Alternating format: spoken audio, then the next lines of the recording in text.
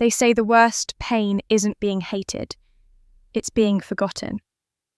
For 10 years, I lived in silence, built an empire in the shadows. While my family celebrated my golden boy brother, I became a ghost in my own story. Then came the phone call.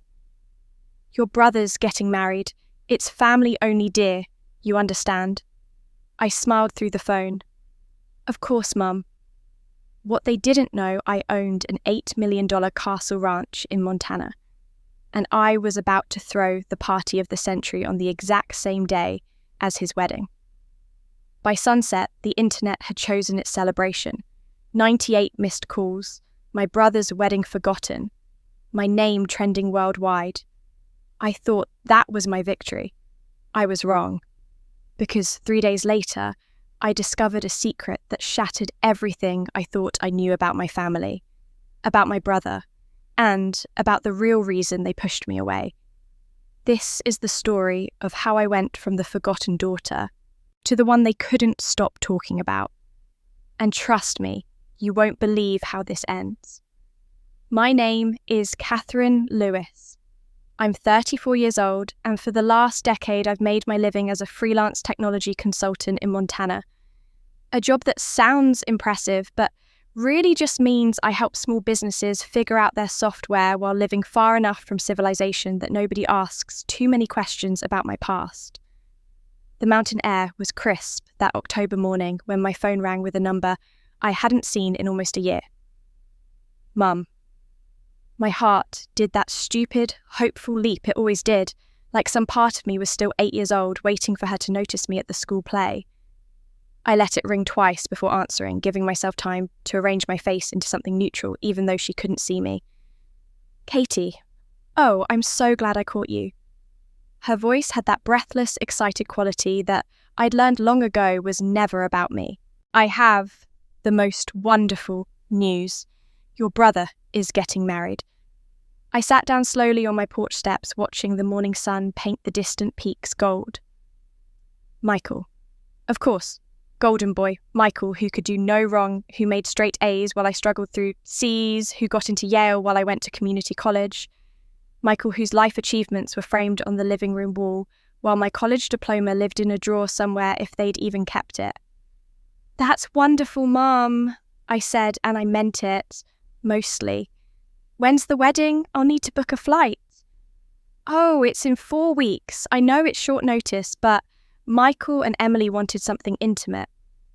She paused, and in that pause I heard the whole conversation we weren't having.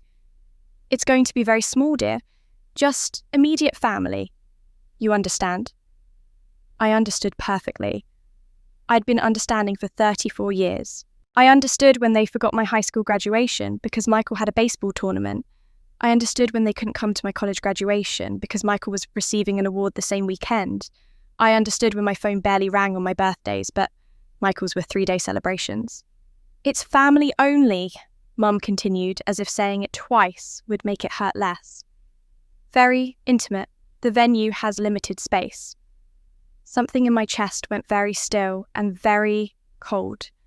Family only. As if I wasn't family. As if the last 10 years of silence had somehow erased the DNA we shared. Of course, Mum, I heard myself say, my voice steady as mountain stone. I completely understand. Tell Michael, congratulations from me. You're not upset, are you, dear? You know how these things are. Plus, you're so far away in Montana, and the travel would be such a hassle for you. I'm not upset at all. I lied smoothly. Really, I hope he has a beautiful day. We said our goodbyes, the kind of polite, distant goodbyes you'd exchange with a dental receptionist. When I hung up, I sat there for a long time watching the shadows shift across my property. 40 acres of Montana wilderness, a restored ranch house that some real estate agent had called a castle because of its stone facade and turrets. $8 million worth of property bought with money from a tech startup I'd helped build from nothing. They had no idea. They still thought I was struggling, barely making ends meet in some tiny apartment, probably because that fit better with their narrative of poor Katie who never quite made it. I looked down at my phone at the screen showing Mum's number slowly fading to black. And somewhere in that silence, something shifted. A spark caught fire. If I wasn't family enough for their intimate wedding, then perhaps it was time they learned exactly who Catherine Lewis had become. But even as that thought formed, another voice whispered beneath it, quieter and far more honest. Maybe they were right. Maybe I didn't deserve to be there. I'd been living with that voice for 10 years now, ever since the night I walked out of their house and didn't look back. 10 years of building a new life in Montana, of telling myself I was better off alone, of pretending that the silence from my family was a choice I'd made rather than a consequence I was living with. I'd gotten good at the pretending, so good that sometimes I almost believed it myself. The ranch had been my refuge and my fortress. 40 acres of land that rolled into pine forests and opened up to views of mountains that made you believe in something bigger than yourself. I'd bought it 3 years ago with money that still felt surreal, money from a tech startup that had sold for more than I'd ever imagined possible. The real estate agent had called the main house a castle because of its stone turrets and the way it sat on a hill like something out of a fairy tale. I'd rolled my eyes at the description, but I'd bought it anyway. Maybe because some part of me liked the irony of the forgotten daughter living in a castle. My days followed a predictable rhythm. I'd wake at dawn, make coffee, and work from the home office. I'd set up in what the previous owners had called the library. I consulted for small businesses across 3 states, helping them navigate software transitions and digital transformations. The work was solitary, technical, and blessedly free of the kind of personal complications that came with office politics. My clients knew me through Zoom calls and email signatures. They had no idea about my family, and I preferred it that way. But sitting there on my porch steps after Mum's call, I couldn't outrun the memories that came flooding back. They arrived in flashes unwanted and unbearably clear. I was 7 and Michael was 5. We were at the kitchen table, report cards spread out in front of us. Michael had straight A's, little star stickers next to each grade. I had B's and C's and 1 D in math that I tried to hide by folding the paper. Dad picked up Michael's report card first. Now that's what I'm talking about, champ. This deserves ice cream. He glanced at mine, his smile fading slightly. Katie, you need to try harder. Your brother's younger than you and look at his grades. I was 12 and Michael was 10. His little league team had won the championship the same day as my middle school academic competition. I'd placed 3rd in the regional spelling bee, my first real achievement. When I came home with my bronze medal, the house was full of Michael's teammates and their parents. Dad was grilling burgers in the backyard and Mum was decorating a cake that said Championship MVP. Nobody asked about my competition. When I showed Mum my medal later, she said, "That's nice, dear," and went back to cleaning up wrapping paper from Michael's pile of congratulatory gifts. I was 16 and Michael was 14. I'd just gotten my driver's license after failing the test twice. Michael passed on his first try when his turn came. At dinner that night, Dad raised his glass in a toast to Michael. "Natural talent," he said proudly, "just like everything else." Nobody mentioned that I'd eventually passed too. The pattern had been so consistent, so relentless, that I'd stopped expecting anything different. I became the invisible daughter, the one who tried too hard and never quite measured up. Michael was effortless success. I was exhausting effort with mediocre results. By the time I graduated high school, I'd learned to make myself small, to not expect phone calls or celebrations, to understand that love in our family was conditional, measured against Michael's achievements, and I was always going to come up short. And then came the mistake. The thing I did 10 years ago that I still couldn't think about without my stomach twisting into knots. I was 24, freshly unemployed after a layoff, living in their basement while I tried to figure out my next move. Michael had just gotten promoted at his finance job. Again. Mum and Dad couldn't stop talking about it. Every dinner conversation circled back to Michael's success, Michael's apartment in the city, Michael's bright future. One night, I snapped. I don't even remember what triggered it exactly. Something small. Something that should have rolled off my back like everything else. But it didn't. Instead, 10 years of being second best came pouring out of me in words I could never take back.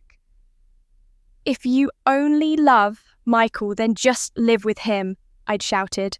"I don't need this family." I'd packed my car that night and left before sunrise. My phone rang 47 times in the first week. 47 calls I didn't answer because my pride wouldn't let me. Because answering would mean admitting I'd been wrong, that I'd overreacted, that I was sorry.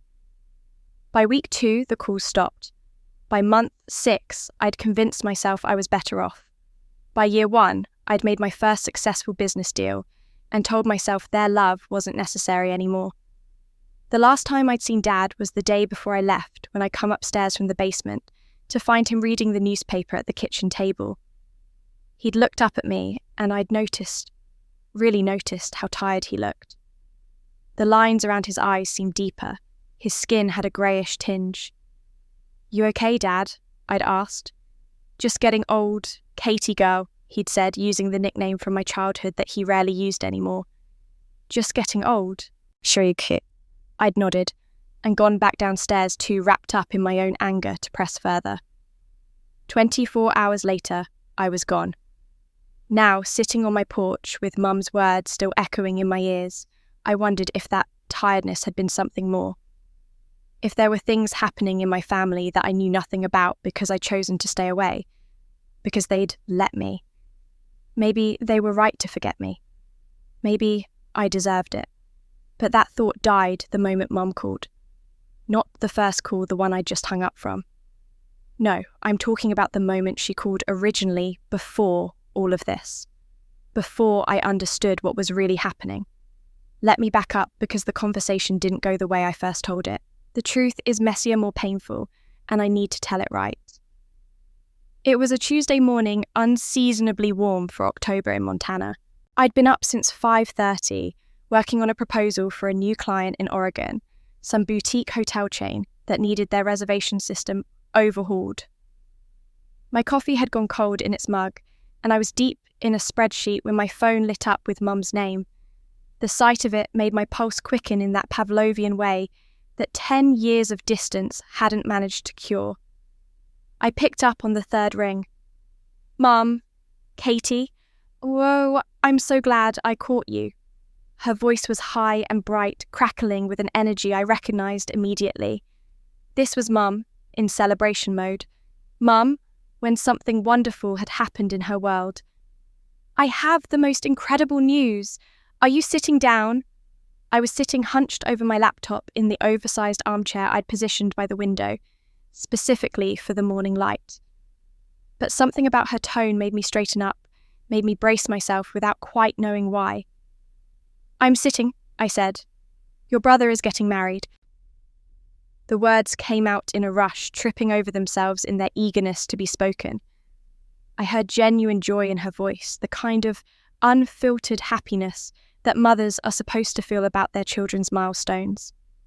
For just a second, something warm bloomed in my chest. Michael was getting married.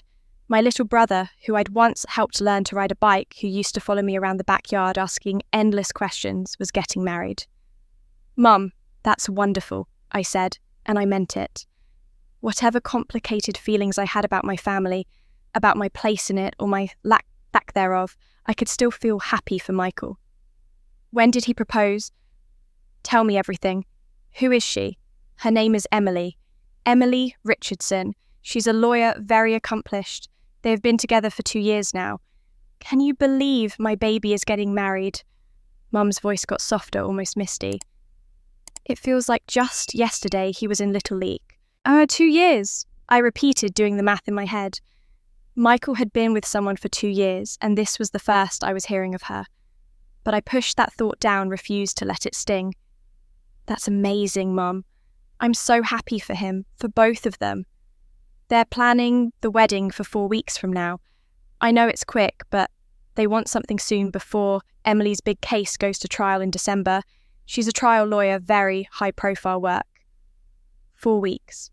My mind was already spinning ahead, thinking about flights, about what I'd wear, about whether I should offer to help with planning, even though I live so far away. When was the last time I'd been home 3 years for?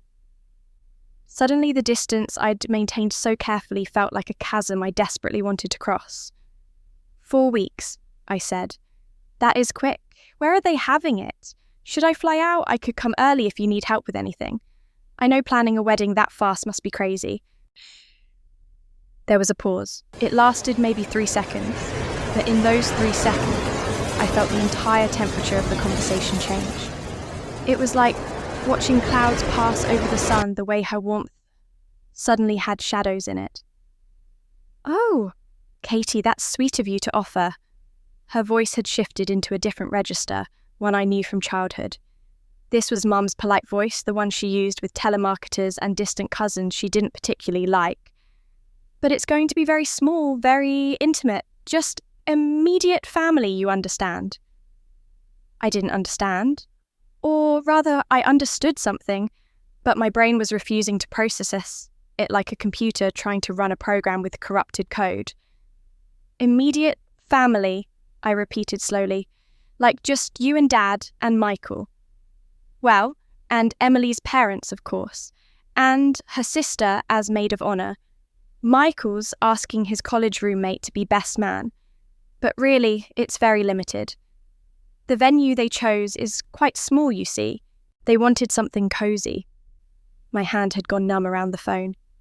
I looked down at it, at my knuckles gone white from gripping too hard, and made myself loosen my hold. Mum, I said, and my voice came out steadier than I felt. Are you saying I'm not invited to Michael's wedding? Another pause longer this time. I could hear her breathing on the other end of the line. It's not that you're not invited, dear. It's just that it's family only. Very close family. And with you being all the way in Montana and the wedding being so soon, we thought it would be such a hassle for you to travel. You know how you are about flying. I'd mentioned once, maybe 6 years ago, during one of our rare phone calls, that I'd had a bad experience with turbulence. Once. And now it was being used as justification for why I shouldn't come to my own brother's wedding. I can handle a flight, Mum. But it's so expensive, and you'd have to take time off work, and really, it's going to be such a small ceremony. Nothing fancy. You wouldn't be missing much. Every word was a small cut death by 1,000 paper slices. But I'd learned long ago how to swallow pain and smile through it. It was practically a survival skill I'd perfected in this family. Of course, I heard myself say. The words came out smooth and understanding, like I was agreeing to a completely reasonable request. I completely understand, Mum. If it's intimate, it's intimate. You know me, I wouldn't want to impose. You're not upset, are you, dear, because you know how these things are? Michael and Emily really wanted to keep it small, and with everything being so rushed. I'm not upset at all. I lied, and it was one of the best performances of my life. Really, Mum, tell Michael congratulations from me. I hope he has a beautiful day. They both do. Oh, I knew you'd understand, Katie. You've always been so sensible about these things. Sensible. That was the word she chose. Not hurt, not excluded, not forgotten. Sensible. We wrapped up the call with a few more pleasantries, promises to talk soon, that we both knew were empty, the usual choreography of a relationship that existed more in theory than in practice. When I finally set the phone down, my face still held that same understanding smile I'd worn through the entire conversation, but that smile didn't reach my heart, and somewhere deep inside a spark was born. I sat there with my phone in my hand, staring at the blank screen, and felt something I hadn't allowed myself to feel in a very long time. Not just hurt, not just exclusion, but rage. Clean, bright rage that burned away the careful numbness I'd cultivated for the past decade. And with that rage came a memory I'd spent 10 years trying to forget. The night I left. The night I became the one who walked away first. I was 24 years old, and my life was a spectacular disaster. I'd been laid off from my first real job out of college, a junior marketing position at a tech startup that went under when their funding dried up. I'd moved back into my parents' basement with 2 suitcases and a crushing sense of failure, telling myself it was temporary just until I got back on my feet. That was supposed to take a month, maybe 2. It took 6. 6 months of sleeping in my childhood bedroom, of hearing Mum's footsteps overhead in the morning, and knowing she was making coffee for everyone, but not thinking to bring me a cup. 6 months of sending out resumes during the day, and eating dinner with my family at night, where every conversation seemed designed to remind me of exactly how far I'd fallen. Michael was 22 then, 2 years out of college, already working at a prestigious finance firm in Seattle. He'd come home that particular weekend for Dad's birthday, and the house had been buzzing with excitement since Friday afternoon. Mum had made all of Dad's favourites, had bought a cake from the expensive bakery downtown, had even put up decorations like he was turning 6 instead of 60. Saturday night we gathered around the dinner table. Michael looked polished in a button-down shirt and nice jeans, the kind of casually expensive outfit that screamed success. I'd worn the same sweater I'd been wearing for 3 days because I was rationing my laundry quarters. Dad carved the roast and Mum served the potatoes, and Michael launched into a story about his latest project at work, some high-stakes deal he'd helped close that had impressed the partners. I watched Mum's face light up as she listened, watched Dad lean forward with interest, and felt myself becoming smaller and smaller in my chair. "That's my boy," Dad said when Michael finished raising his wine glass. "Always knew you'd do great things." "Just doing my job," Michael said with that easy humility that made everyone love him more. Mum turned to me then, almost as an afterthought. "Katie, honey, how's the job search going?" The table went quiet. 4 pairs of eyes on me waiting. I set down my fork carefully.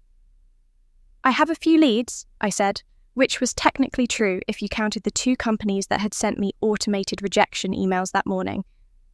"A few leads?" Dad repeated the words like he was tasting something sour. "Katie, it's been 6 months. Michael had 3 job offers before he even graduated." "Different fields," I said quietly. "Marketing is more competitive." "Everything's competitive," Dad said. "You just have to work harder. Look at your brother." There it was. Look at your brother. The refrain of my entire childhood adolescence, and apparently my adult life too. "I am working hard," I said, and I heard my voice start to shake. "I've sent out over 100 applications." "Well, something must be wrong with your approach," Mum chimed in, her tone helpful in that way that made it worse. "Maybe you should ask Michael for advice. He's so good at these things." Michael, to his credit, looked uncomfortable. "Mum, I'm sure Katie's doing fine." "I'm just saying, if she'd majored in something more practical, like you did instead of that general liberal arts degree, maybe she'd have better prospects." The words hung in the air between us. I felt my face burning. 24 years old, unemployed, living in my parents' basement, while my younger brother exceeded every expectation they'd ever had.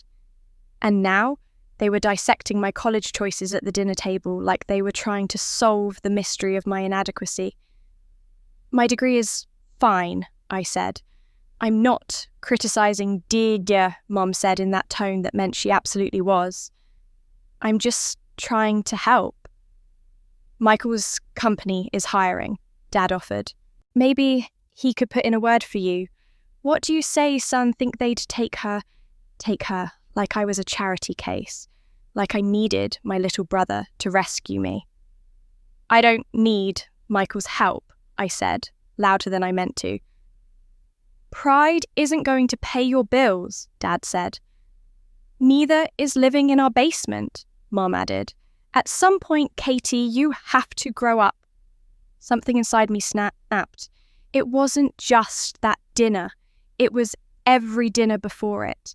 Every comparison, every disappointed look, every time they'd held Michael up as the standard I could never meet. 24 years of being second best, of trying so hard and never being enough, of watching them love him effortlessly, while loving me felt like an obligation they were tired of fulfilling. I stood up so fast my chair scraped against the floor. "You want to know the truth?" My voice was shaking now, but I didn't care. "The truth is nothing I do will ever be good enough for you." Michael could burn down an orphanage and you'd find a way to be proud of him. I could cure cancer and you'd ask why it took so long. Katie, that's not fair, Mum said. Not fair. You just told me to grow up at my father's birthday dinner while you're all celebrating Michael's job like he won the Nobel Prize. When was the last time either of you asked how I was doing? Not how the job search was going, how I was doing. The silence that followed was deafening. We ask all the time, Dad said, but his voice was uncertain. No, you don't. You ask about my failures. You ask about what I'm going to do to fix my life. You ask why I can't be more like Michael. I looked at my brother, who was staring at his plate.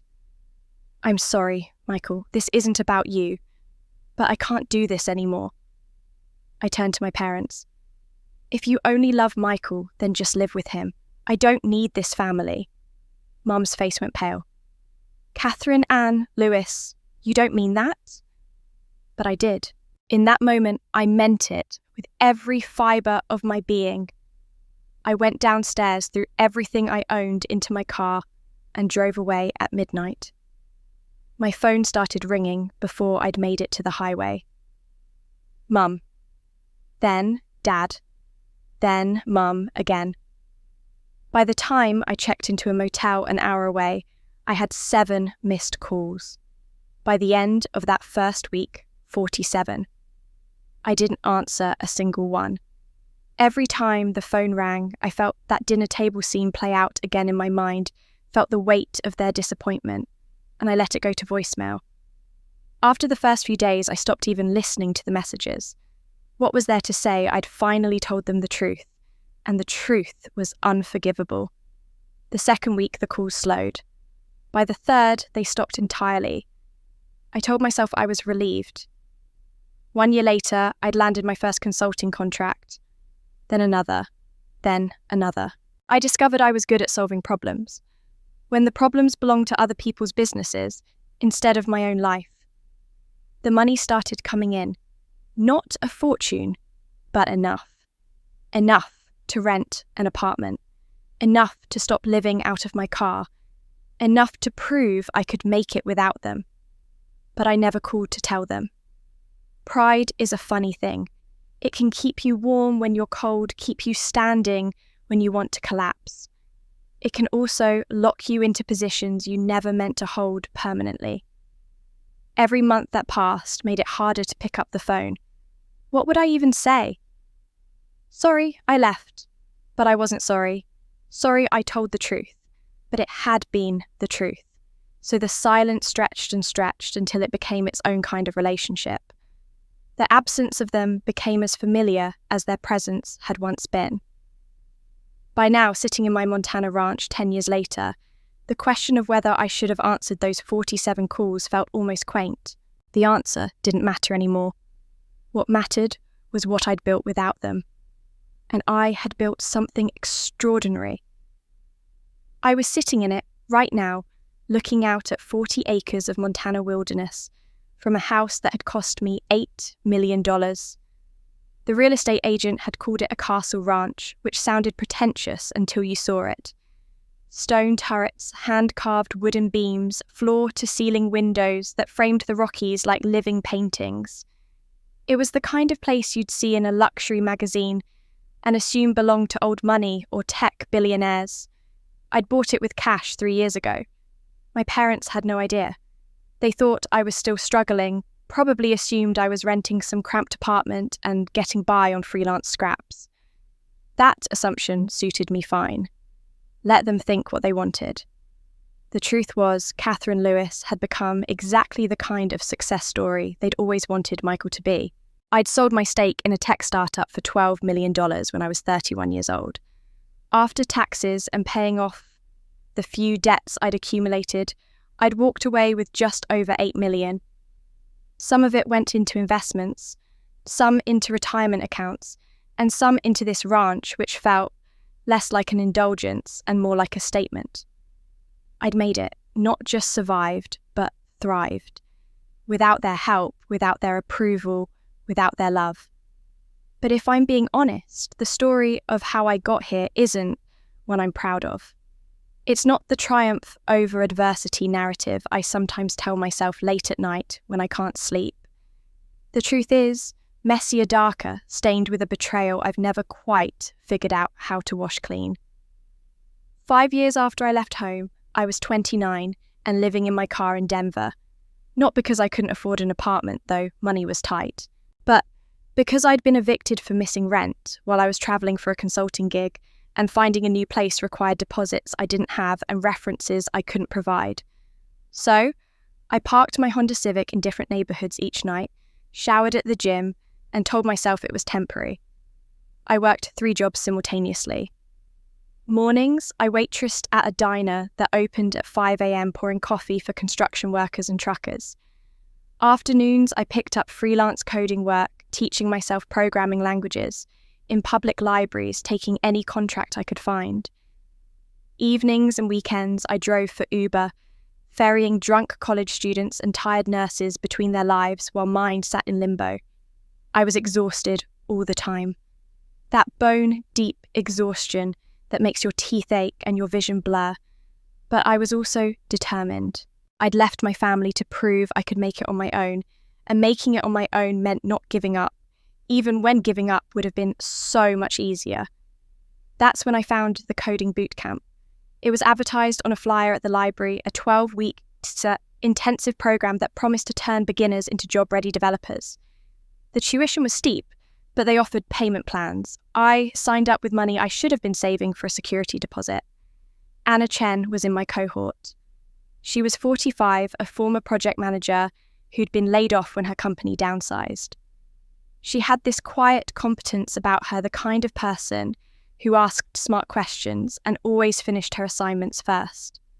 We got paired on a project in week 3, building a prototype for a restaurant management app. That's when I realised Anna wasn't just competent, she was brilliant. She'd worked in restaurant management for 15 years before moving into tech project management, and she understood the pain points in a way I never could. The app idea was hers, born from years of watching restaurants struggle with inventory scheduling and vendor communications. She knew exactly what the market needed. I knew how to build it. We became partners, 50-50, shaking hands in the bootcamp's fluorescent-lit classroom, both of us giddy with the possibility that this could be something real. We spent 6 months after the bootcamp ended developing the prototype meeting in coffee shops because neither of us had office space surviving on ramen and ambition. Anna had saved money from her severance package. I was still driving Uber at night to pay bills. When the prototype was ready, we started pitching to investors. Anna had the business experience, the market knowledge, the strategic vision. I had the technical skills, the ability to explain our code architecture to promise scalability. We made a good team, but investors didn't see it that way. After our 5th pitch meeting, we sat in Anna's aging Toyota in the parking lot of yet another venture capital firm, both of us deflated. The partner had been polite, but clear. Great idea, solid execution, but they had concerns about the founding team. What concerned? Anna had asked. We have exactly what you said you were looking for. The investor had smiled uncomfortably. The market is very youth-oriented right now, especially in tech. We need founders who can be the face of the company, who can connect with the demographic. He'd been looking at me when he said it, not at Anna, who'd actually had the idea and understood the industry. At me, who was 15 years younger and happened to fit whatever image of a tech founder he had in his head. 3 more pitch meetings went exactly the same way. They loved the product. They had reservations about Anna. One investor actually said to us, maybe Anna could take more of an advisory role while Katie leads the company publicly. I should have walked out right then. Should have told them all to go to hell, that it was Anna's idea and Anna's expertise or nothing. But I didn't, because by then I'd been barely surviving for so long that the possibility of actual success, of actual money, of proving to myself and my family and the entire world that I was worth something, that possibility was intoxicating. The final investor we pitched was blunt. We'll fund you for $2 million, but Katie has to be CEO, sole CEO. Anna can be on the team, but we need Katie as the face and decision maker. Those are our terms. Anna and I sat in a Starbucks afterward, nursing lattes we could barely afford. Her face was carefully neutral, but I could see the hurt underneath. "It's your call," she said finally. "It's a good offer. 2 million would change everything." "And it's your idea," I said, but even as I said it, I felt myself already making excuses, already justifying what I knew I was going to do. "Ideas are cheap," Anna said tiredly. "Execution is what matters, and you can execute. Maybe they're right. Maybe I'm too old for this world." We drew up new partnership papers. I bought out Anna's 50% stake for $50,000. It was our lawyer assured us fair market value for a pre-funding startup. Anna signed the papers with a smile that didn't reach her eyes. That night, I wrote in my journal a habit I'd started in those car-sleeping days to keep myself sane. "I'm sorry, Anna. You trusted me and I took your idea, but I'll make it worth it. When this company succeeds, I'll make sure you're taken care of. I promise." I never kept that promise. The company grew fast. Within 2 years, we had contracts with restaurant chains across the western United States. Within 3, we were acquired by a major software corporation for $12 million. I walked away with enough money to never worry again. Anna got her $50,000, nothing more. I told myself the business decision had been sound, that investors knew what they were doing, that Anna herself had agreed to the terms. But late at night in my castle, when I couldn't sleep, I knew the truth. I'd taken her dream and made it mine because I was young, and she was not, because the world of venture capital is built on prejudices I'd benefited from instead of fighting against. Success tasted sweet, but some nights it tasted like guilt. That night, after Mum's call, was one of those nights. I lay in bed staring at the exposed wooden beams of my ceiling, my mind churning through the conversation on an endless loop. Family only. Intimate. You understand. Each word was a small knife, and I couldn't stop replaying the moment of insertion, the precise angle of the cut. At 2 a.m, I gave up on sleep and went downstairs to the kitchen. I made tea I didn't want and stood at the window overlooking my property. 40 acres of Montana wilderness stretched out under moonlight, every inch of it mine. I'd worked so hard to build this life, this fortress of independence. And yet, somehow my mother's casual dismissal had breached every wall I'd constructed. That's when the idea came to me. Not gradually, but all at once, like a light switching on in a dark room. If I wasn't family enough for Michael's intimate wedding, then I'd throw my own party. On the exact same day. For everyone who'd ever been told they weren't good enough, weren't classy enough, weren't worth including. A party for all the people my parents had spent decades looking down on, the ones they'd excluded from their carefully curated social circle. I'd invite them all to my castle. The audacity of it made me smile for the first time since Mum's call. Not the polite, understanding smile I'd worn during our conversation, but something sharper, something that had teeth. By 3 a.m, I had my laptop open at the kitchen table and was drafting a guest list. Mrs. Henderson, from next door, when I was growing up, whose husband had worked at the hardware store, while mine was a bank manager. The Rodriguezes, whose kids I'd played with, until Mum decided they were a bad influence, because they didn't have college funds. Jenny Marshall from high school, brilliant and funny, who'd never been invited to my birthday parties because her family lived in a trailer park. Cousin Beth, Dad's niece, who'd been quietly edged out of family gatherings, Shanks, after she'd gotten pregnant at 19. The list grew longer. Every name was someone my parents had deemed unworthy in some way. Too poor, too different, too problematic. People I'd genuinely cared about and been forced to distance myself from. Because maintaining those relationships meant defying my parents' unspoken rules about who mattered. By 4 a.m, I had 43 meals and a growing sense that this was either the best idea I'd ever had or the worst. Maybe both. At 6, I called Mark Daniels. We'd been neighbours as kids back when his family lived in the smaller house at the end of our street. His dad had been a carpenter, his mum, a school cafeteria worker. My parents had tolerated our friendship when we were young, but by middle school they'd started making comments about him being a distraction from my studies. Mark had gotten the message before I had gradually pulling away until we barely spoke by high school. I'd reconnected with him 5 years ago at a tech conference in Seattle. He'd become an architect, specializing in sustainable luxury homes, and was doing remarkably well. We'd exchanged numbers, shared occasional emails, maintained the kind of distant friendship that former childhood companions often do. He answered on the third ring, voice rough with sleep. "Katie, it's 6 a.m. I know, I'm sorry, but I need your help with something." I explained the wedding, the exclusion, my plan for a counterparty. As I talked, I heard him wake up fully, heard the shift from groggy confusion to alert interest. "You want to throw a party on the same day as your brother's wedding," he said when I finished. "At your ranch, for everyone your parents ever snubbed." "Yes," there was a long pause. "I'm in. What do you need?" His immediate agreement surprised me. Just like that. "You don't think I'm being petty?" "Oh, you're absolutely being petty," Mark said, and I heard the smile in his voice. "But sometimes petty is exactly what the situation calls for. Send me the details. I'll help you plan." Over the next 3 days, Mark drove up from Seattle. We sat at my dining room table with spreadsheets and vendor lists, planning what I kept calling a gathering and what Mark kept calling a production. He had connections with caterers, with rental companies, with a country band that could bring exactly the warm, authentic energy I wanted.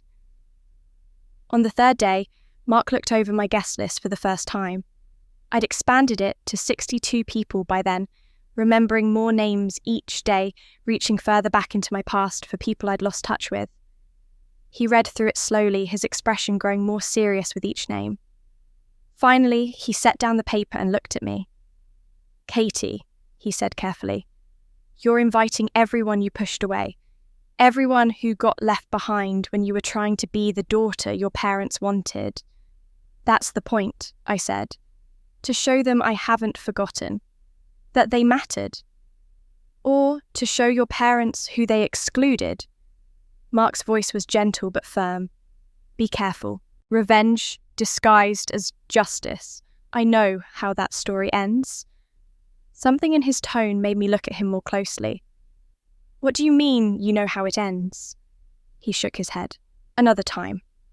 Right now, I just need you to be honest with yourself about what this is." He gestured at the list, at the plans spread across the table. "Is this revenge or healing?" I thought about it, thought about the spark that had been born when Mum dismissed me as not quite family, thought about lying awake at night replaying every slight, every comparison, every moment of being second best, thought about the satisfaction I'd feel when photos of my party circulated, when my parents saw what they'd missed, who they'd underestimated. "Maybe both," I said finally. "Maybe I just want them to finally see me, not as the failure they expected or the ghost they forgot, but as someone who built something real, someone who matters." Mark studied my face for a long moment. "And you think throwing a party will do that?" "I think it's a start."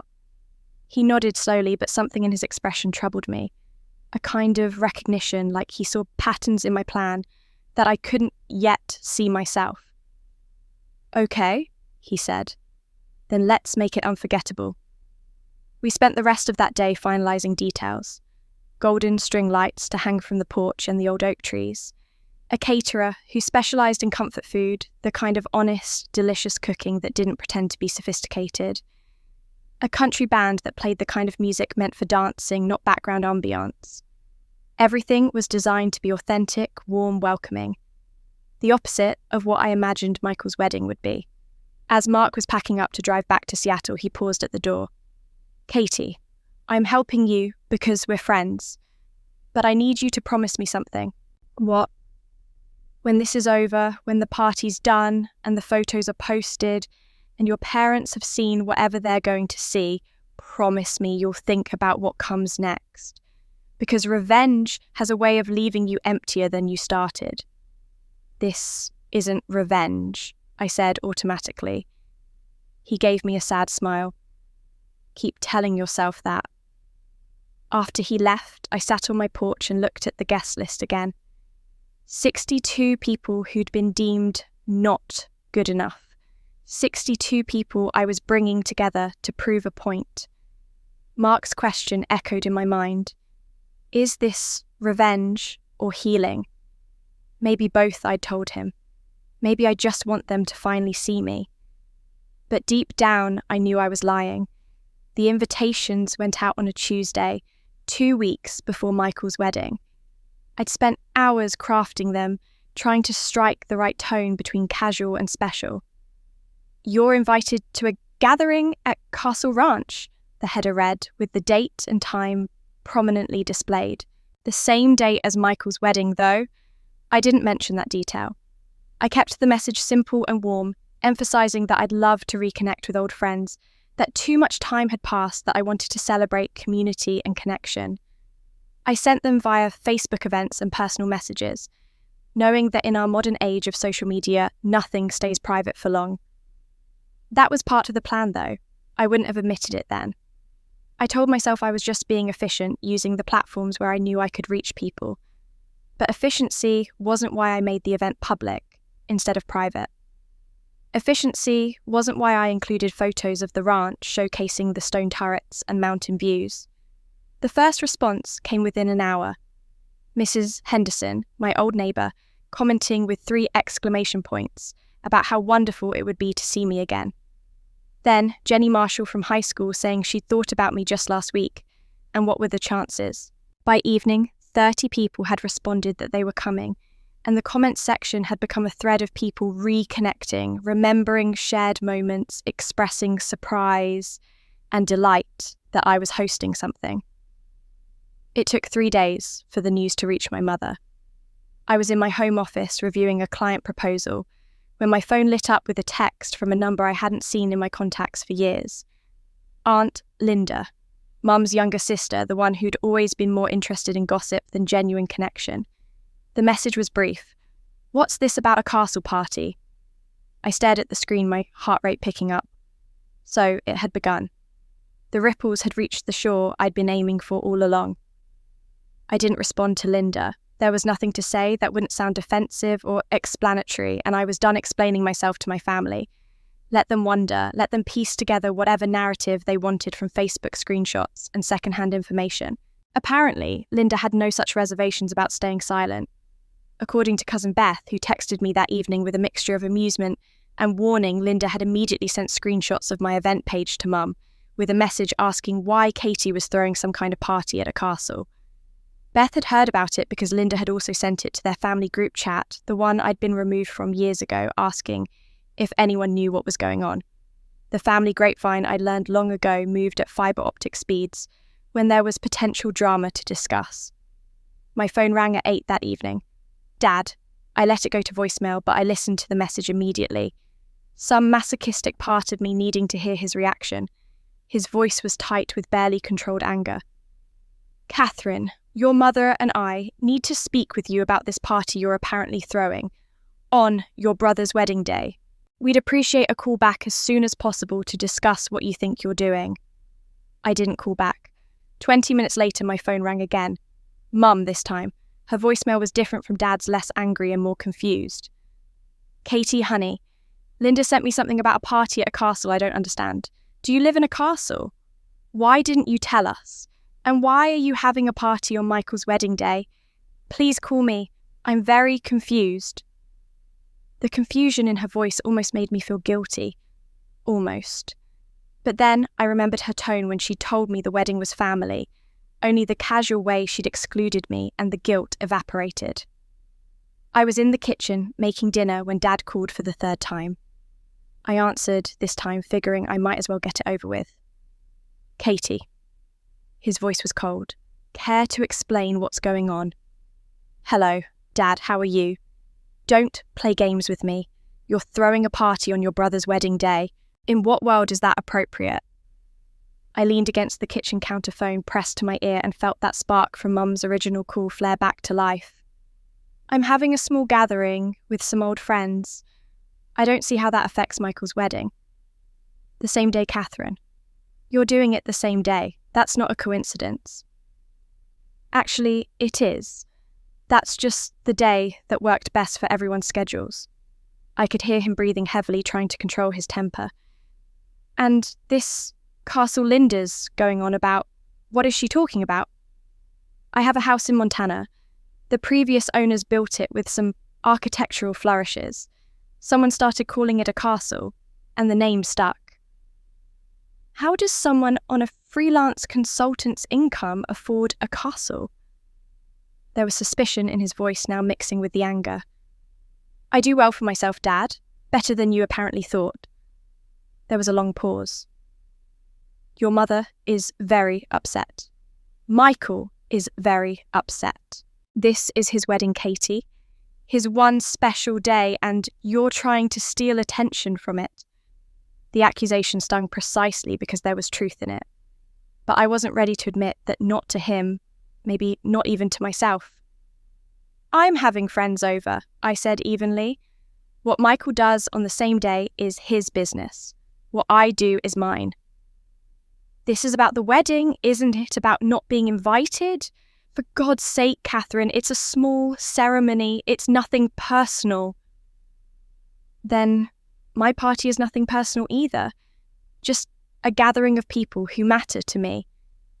Dad's voice dropped to something dangerous and quiet. She's doing this to embarrass us on Michael's big day. Your mother and I raised you better than this. I should have ended the call then, should have hung up and let him stew in his anger, but I couldn't help myself. You raised me to understand that some people matter and some people don't. I learned that lesson very well. I hung up before he could respond. For the next 2 days, my phone stayed mostly quiet. I assumed they were regrouping, deciding on a strategy. Then, on Thursday afternoon, Michael called. I almost didn't answer. Michael and I hadn't spoken directly in over a year. Our relationship reduced to occasional likes on social media posts and second-hand updates through our parents. But curiosity won out. Hey, Katie. His voice sounded strained, tired in a way that had nothing to do with physical exhaustion. Michael, congratulations on the wedding. Can we talk? Really talk, I mean, not whatever we're supposed to say. I felt something in my chest soften slightly. Michael had always been caught in the middle, the favourite child who'd never asked for that role. Sure. This party you're throwing. He paused, and I heard something that might have been a sigh. Katie, you don't understand the pressure I'm under. With the wedding, with work, with everything. Please don't do this. Please don't make this harder than it already is. The softness in my chest hardened back into stone. Here it was, again. Michael's feelings, Michael's pressure, Michael's needs taking priority. Even now, when he was calling to ask me for something, the underlying message was the same. His comfort mattered more than my hurt. I'm having a party, Michael, that's all. On my wedding day. Come on, Katie. You know what this looks like. What does it look like? Like you're trying to compete with me. Like you're trying to ruin my day because you're upset about not being invited.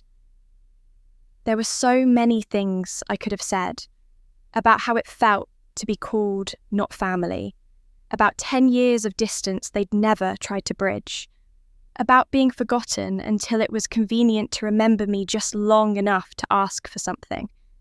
Instead, I hung up. My hands were shaking as I opened my text messages and found Michael's name. I typed quickly before I could second-guess myself. It's just a small get-together for old friends. Enjoy your intimate family wedding. I hit send and then turned off my phone for the rest of the night. The party was now 11 days away. Everything was arranged. The caterer was booked, the band was confirmed, the lights were ready to hang. My guest list had grown to 68 people, nearly all of whom had enthusiastically confirmed they were coming. Some were driving from neighbouring states. Some were flying in. All of them were people who'd been pushed to the margins, and all of them were excited about coming together again. I told myself I was doing something good, creating community, healing old wounds, showing people they mattered. I told myself it had nothing to do with revenge, but the world had other plans. The day before the party, the ranch looked like something out of a dream I didn't know I'd been having. Mark had driven up from Seattle again this time with his truck full of supplies and a work ethic that bordered on obsessive. We'd been at it since dawn, transforming my property from a beautiful but lonely place into something that felt alive with possibility. Golden string lights now draped from every porch beam and wrapped around the trunks of the old oak trees that lined the driveway.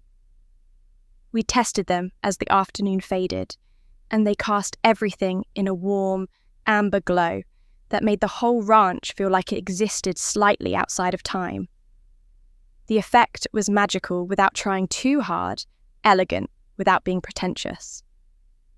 Everything I imagined Michael's formal wedding wasn't. I'd hired a local florist who specialised in wildflowers, and she delivered arrangements that morning that were nothing like the rigid, expensive bouquets I knew would grace Michael's reception tables. These were loose and natural Montana lupines and Indian paintbrush, and black-eyed Susans in mason jars and vintage bottles. They sat on the long tables we'd rented, tables that would seat 68 people, family style, everyone close enough to talk to, laugh, to remember what it felt like to belong. The caterer had sent over the menu for final approval. Comfort food, the kind that made you feel at home. Slow-roasted brisket and rosemary chicken garlic mashed potatoes, and roasted vegetables, fresh-baked rolls, and 3 kinds of pie. Nothing fussy, nothing designed to impress. Just good food meant to be shared. The country band Mark had hired would set up near the barn tomorrow morning. They'd sent over a playlist for approval, and I'd found myself tearing up listening to it. Songs about home and heartache, about finding your way back to what matters, about the people who stick with you through the hard times. The kind of music that told stories. Everything was designed to be the opposite of what I imagined Michael's wedding would be. Where his would be formal, mine would be casual. Where his would be exclusive, mine would be welcoming. Where his would be about appearances, mine would be about authenticity. At least that's what I told myself as Mark and I worked through the afternoon, hanging the last of the lights and arranging the tables just right. Around 4, Mark's phone rang. He glanced at the screen and something shifted in his expression. Not quite worry, not quite guilt, but something in that neighbourhood. "I need to take this. He said, already walking toward the barn away from where I was adjusting a centrepiece. I nodded, not thinking much of it. Mark was a successful architect with projects across 3 states. Of course, he got work calls even on weekends. But then I heard his voice, and something in the tone made me pause. He was speaking quietly, but sound carried in the Montana evening air, and I wasn't that far away. I know I said that. A long pause. I said I'd pay you back, Anna. I need more time. Anna. The name hit me like cold water. I stood frozen, holding a mason jar full of wildflowers, barely breathing. It's not about the money. It's about making it right. Another pause. I will, I promise. Just give me until the end of the year. He turned then, walking back toward the house, and saw me standing there. Our eyes met, and I watched him register that I'd heard. Something flickered across his face, embarrassment mixed with something harder to name. He ended the call quickly. I'll call you back later. Yes, I promise. When he reached me, I set down the flowers carefully, buying myself time to figure out what to say. Old business debt, he said before I could ask. His voice was casual, but his eyes weren't. Nothing to worry about. Anna. I repeated the name, feeling heavy in my mouth. Common name. But he wouldn't quite meet my eyes. I wanted to ask more. Wanted to know if it was the same Anna, if Mark somehow knew about my own betrayal, if the universe was really that small and that cruel. But something in his expression told me now wasn't the time, and maybe I didn't really want to know the answer. We should finish up, I said instead. It's getting dark. We worked in silence for the next hour, the easy companionship from earlier, now replaced with something more careful. By the time we were done, night had fully fallen, and the string lights cast their golden glow over everything we'd built. Mark left around 8, claiming an early start tomorrow. I walked him to his truck, and he paused before getting in. Katie, whatever happens tomorrow, remember why you're doing this. I know why I'm doing it. He studied my face in the dim light. Do you... I didn't answer, and after a moment he drove away, his taillights disappearing down the long driveway. Inside the house, I poured myself a glass of wine I wouldn't drink and sat at the kitchen table with my journal. I'd kept this habit since my car sleeping days, this ritual of writing down thoughts I couldn't speak aloud. The journal had seen me through the worst times of my life. Maybe it could help me understand what I was feeling now. I opened to a fresh page and stared at the blank lines. Then, I started writing the words coming faster than I expected. I thought wealth would erase the pain.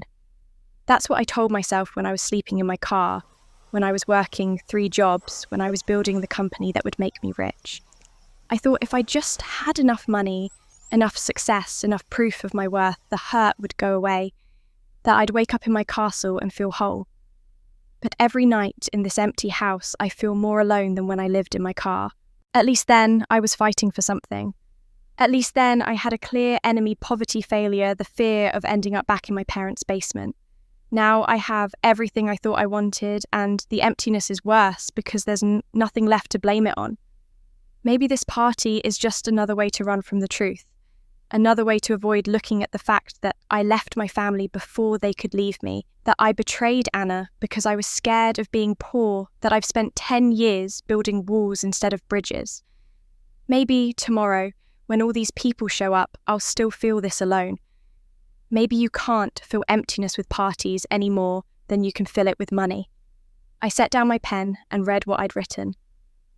The words stared back at me, uncomfortably honest, in a way that made my chest tight.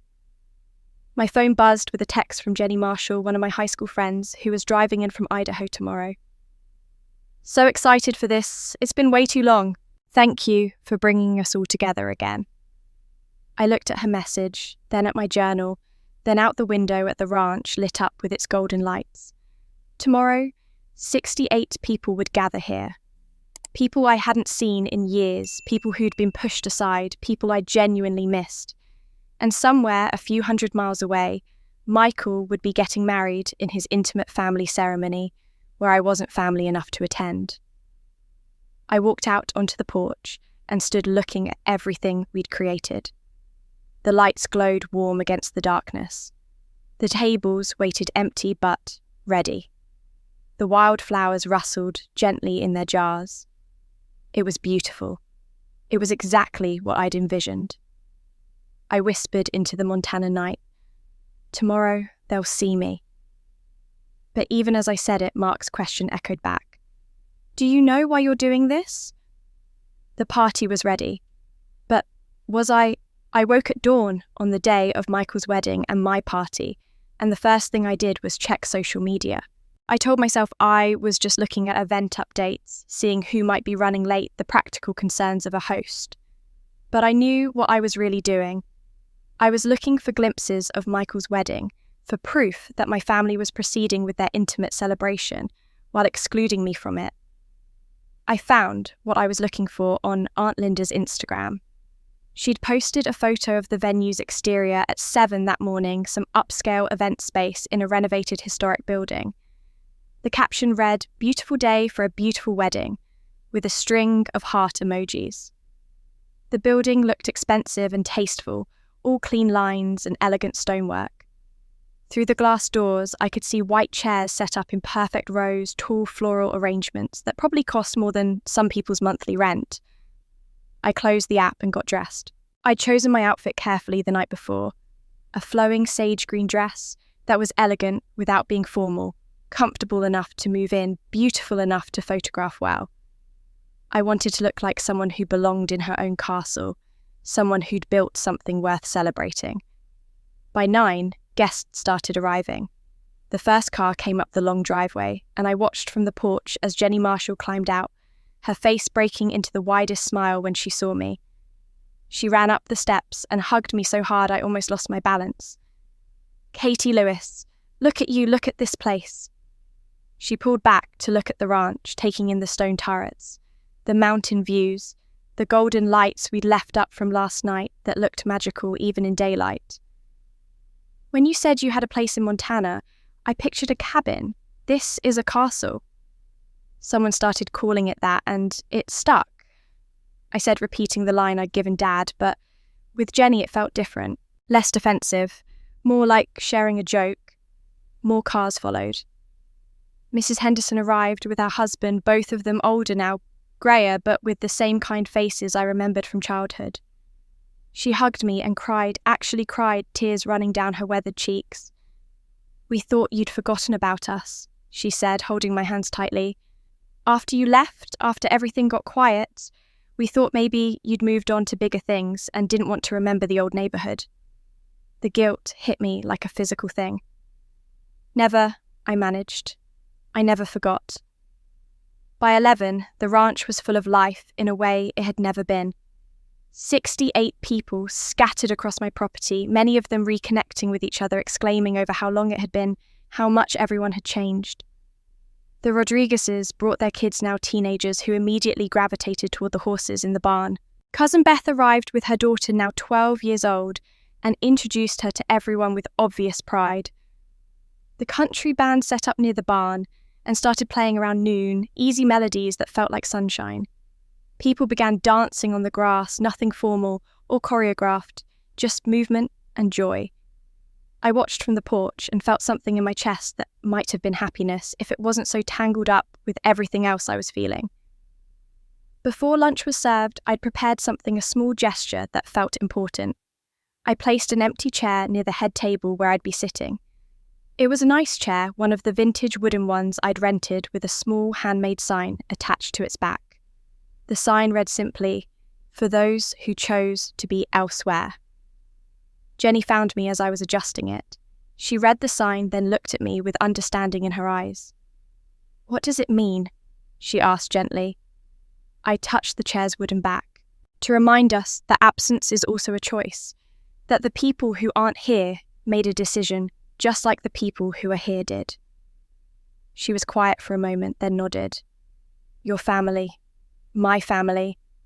She put her arm around my shoulders. "Well, we're here, and we chose to be." Meanwhile, 300 miles away, Michael's wedding was happening. I knew this because Aunt Linda couldn't help herself from posting updates. A photo of the ceremony space, all white and gold and carefully arranged.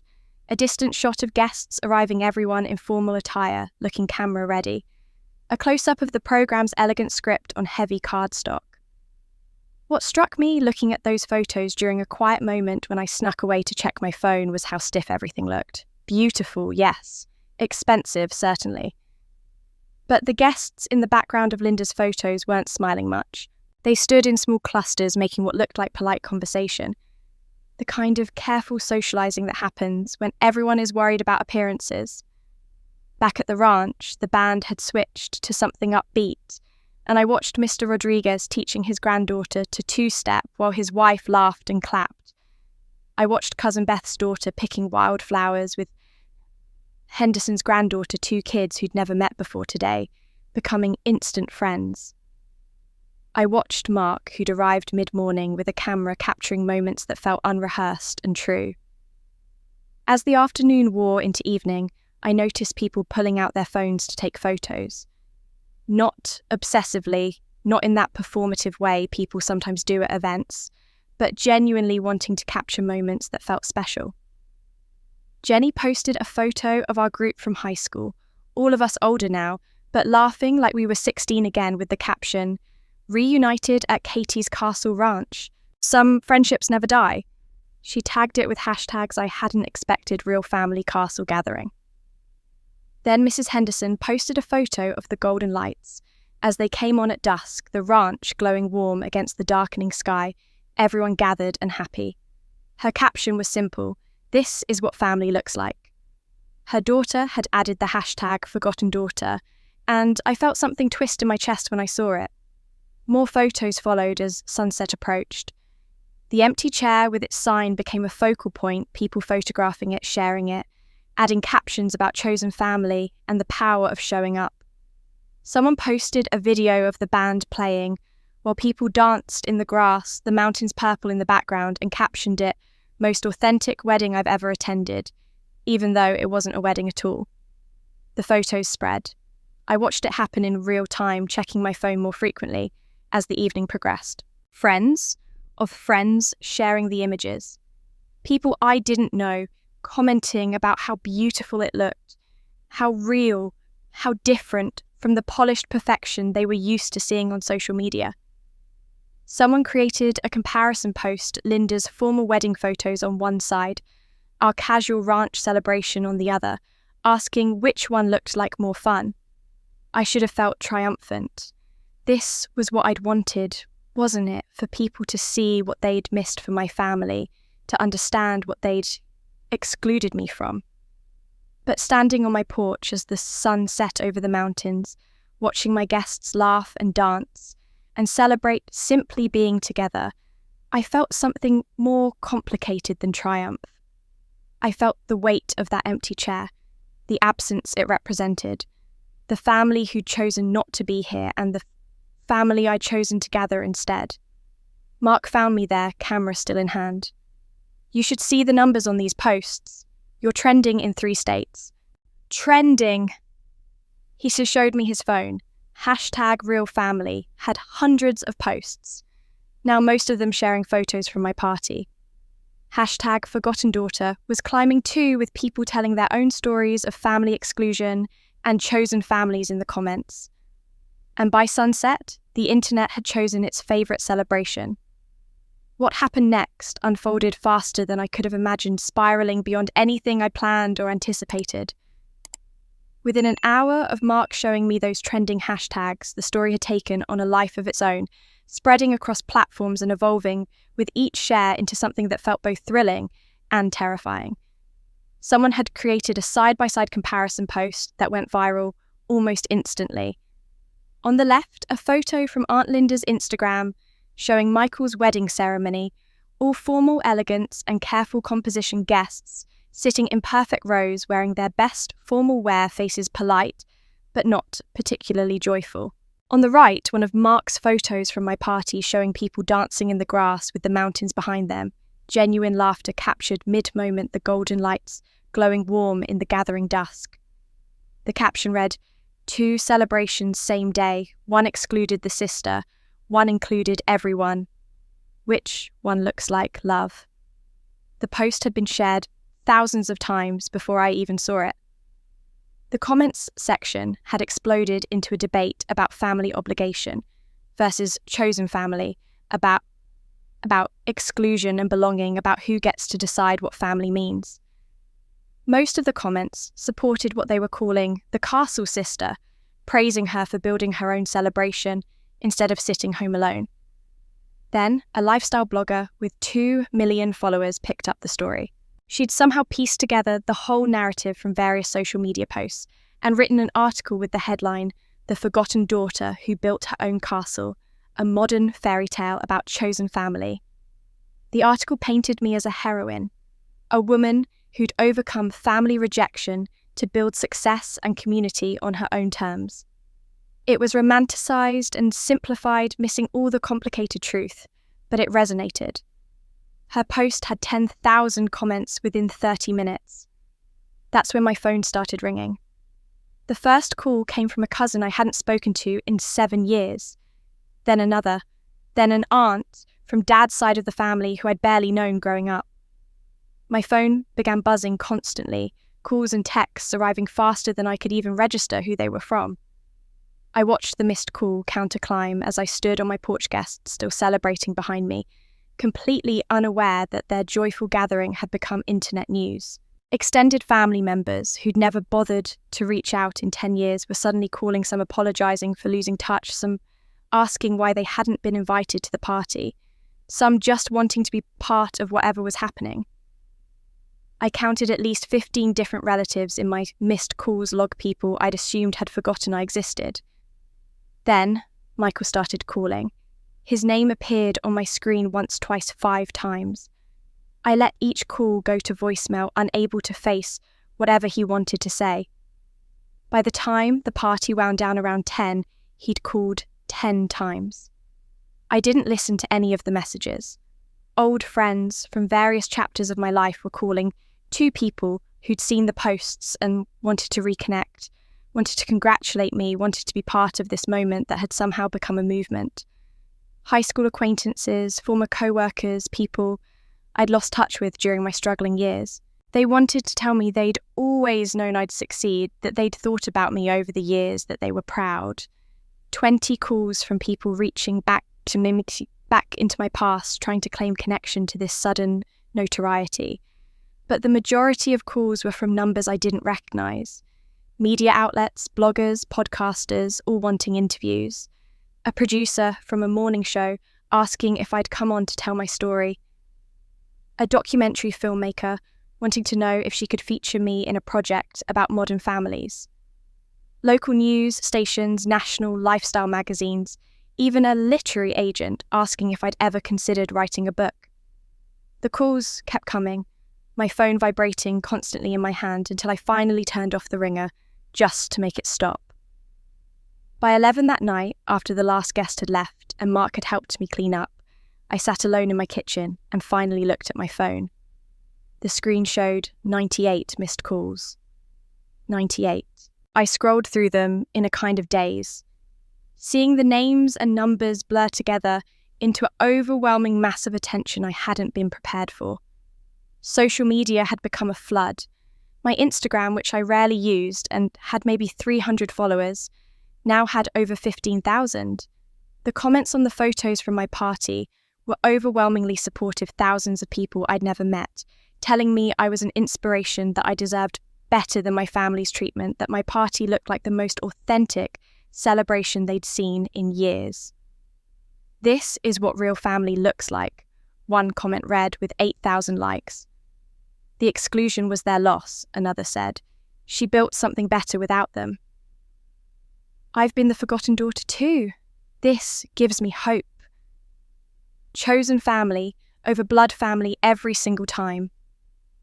On and on, the comments went, people projecting their own family wounds onto my story, seeing in my party what they wanted to see.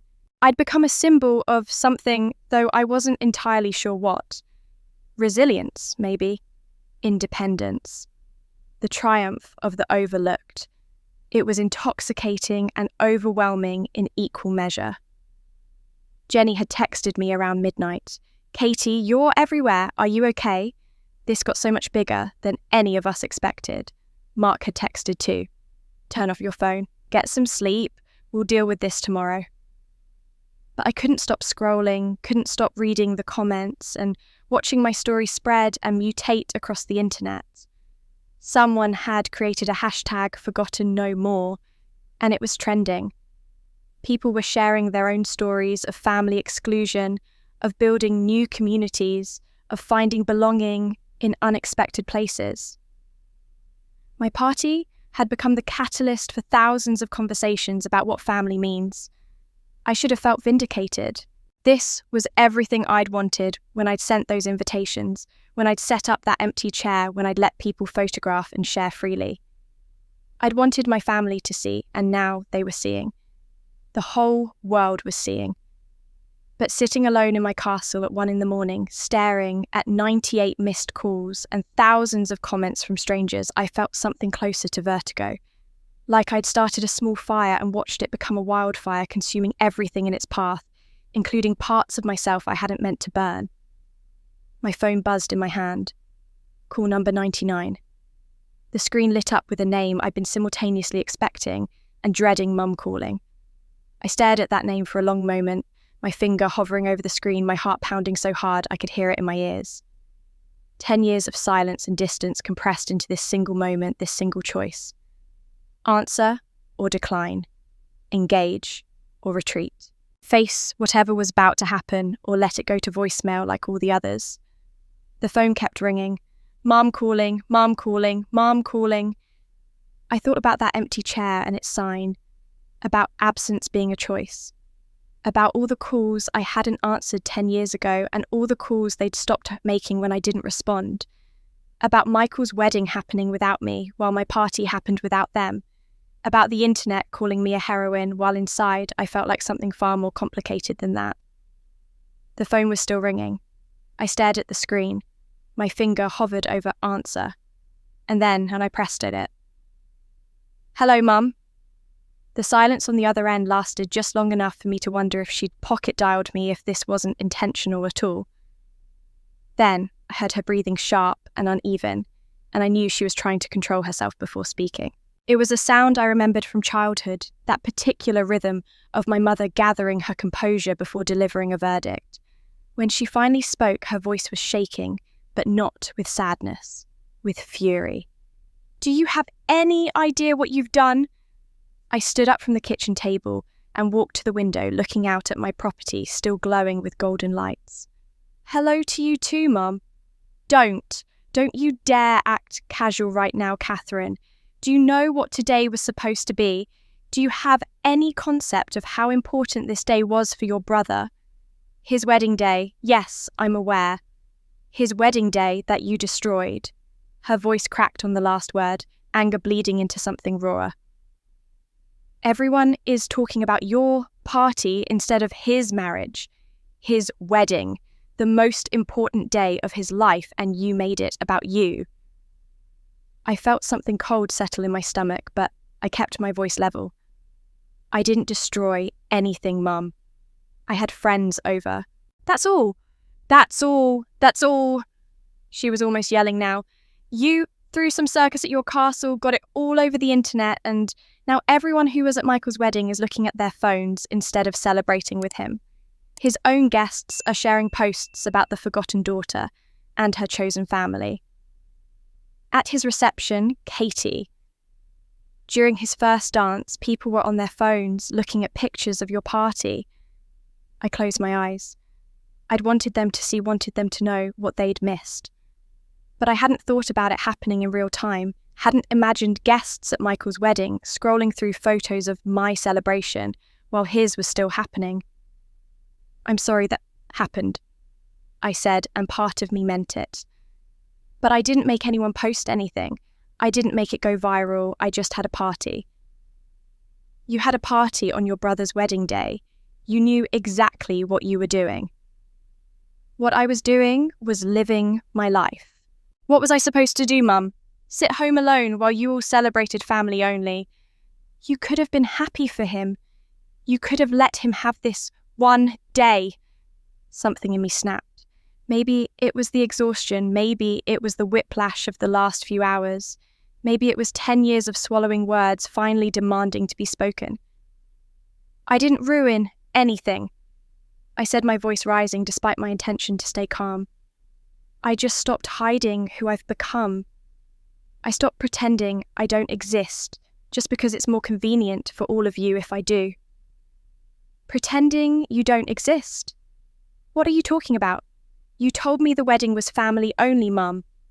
You told me I wasn't family enough to be there. I never said that. You said it was intimate, just for close family. And when I asked if I should fly out, you said it would be a hassle, that I wouldn't be missing much. What else was I supposed to hear in that?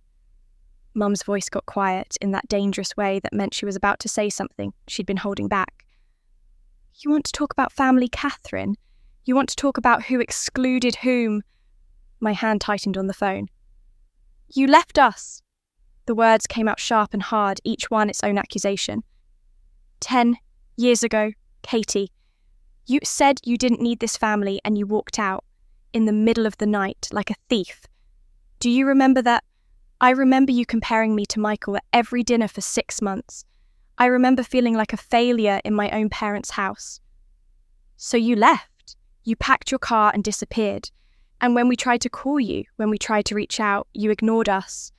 We called 47 times in that first week. 47, Catherine. Do you know how many you answered? I knew the number. I'd carried it with me for 10 years, like a stone in my pocket. 0, Mum said when I didn't answer. You answered 0. We left messages. We texted. Your father drove to 3 different motels trying to find you, and you didn't respond to a single attempt. You were calling to tell me to come back and apologize. I said, my voice barely above a whisper. We were calling because we were worried sick, because no matter how angry you were still our daughter, and you'd vanished without a word about where you were going or if you were safe. The kitchen felt too small, suddenly the walls pressing in. I was 24 years old, Mum, not a child. You were our child, you are our child, and you left us. There was so much pain in her voice that it cut through my defences like nothing else could have. This wasn't just anger about the party. This was 10 years of hurt finally finding its way out. I left because I was drowning there, I said, because every day in that house reminded me that I wasn't good enough, that I'd never be Michael. I left to survive. And in 10 years, you never once thought to let us know you'd survived. Never thought that maybe we wanted to know you were okay. That maybe we missed you. You stopped calling after 3 weeks. Because you made it clear you didn't want to hear from us. What were we supposed to do? Hetty. Keep calling someone who wouldn't answer. Keep texting someone who wouldn't respond. At some point, we had to accept that you had made your choice. The silence stretched between us, filled with everything we weren't saying, everything we had left unsaid for a decade. You chose to leave, Mom said finally, her voice breaking. And now, you're angry that we learned to live without you, that we stopped putting your name on the guest list when you'd made it clear you didn't want to be part of our lives. I wanted to argue. Wanted to explain that it was more complicated than that they'd pushed me away first through years of comparisons and dismissals. But the words stuck in my throat because somewhere underneath all my justifications, I knew she was right about one thing. I had left. I had ignored those 47 calls. I had chosen the silence that eventually became our normal. I need to go, Mom said. Your brother's wedding is ruined, the guests are leaving, and I need to try to salvage what's left of this day. I hope you're happy with your viral moment, Catherine. I hope it was worth it. The line went dead. I stood there holding my phone, staring at the screen that now showed call ended, where Mum's name had been. My hand was shaking. My whole body was shaking. I opened my phone app, scrolling to contacts, finding the entry I'd created 10 years ago, and never been able to delete. It was labelled home, but had no phone number attached. Instead, it had notes. 847 of them, one for almost every day of the last decade. I scrolled through them with blurring vision. Day 1. I miss you already. Is this what freedom is supposed to feel like? Day 47. You stopped calling? I guess that's my answer? Day 365, 1 year since I left. I got my first real client today. I wish I could tell you. Day 1, 826, 5 years. I saw someone who looked like you at the grocery store and I almost cried. Day 2, 847, I bought a castle, but it feels empty without you. Maybe that's what I deserve. Day 3, 652. Tomorrow is Michael's wedding. I wasn't invited. Maybe you forgot my number too. Or maybe you just forgot me. I read that last entry written just yesterday in a moment of self-pity, and something inside me crumbled. All this time I told myself they'd forgotten me, that I didn't matter to them. But the truth was more complicated and far more painful. They'd called 47 times. I'd answered 0. She hung up.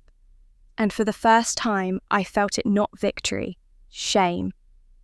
The 3 days following that phone call were some of the longest of my life. I went through the motions of normal existence, working on client projects, responding to emails, declining interview requests, but everything felt muffled, like I was moving through water. The viral storm continued raging online, my party still being discussed and dissected by thousands of strangers, but I'd stopped checking social media. The notifications kept coming, but I couldn't bring myself to look at them anymore. My castle felt emptier than it ever had. The golden lights I'd left up now seemed garish instead of magical. The tables we hadn't yet returned to the rental company sat stacked in the barn like tombstones. Even the wildflowers in their mason jars had wilted, their dried petals scattered across surfaces like the remnants of something that had bloomed too fast and died too soon. I kept replaying Mum's words. You left us. 47 calls, 0 answers. The shame sat in my chest like a stone, growing heavier each time I tried to justify my actions to myself, and found my justifications crumbling under examination.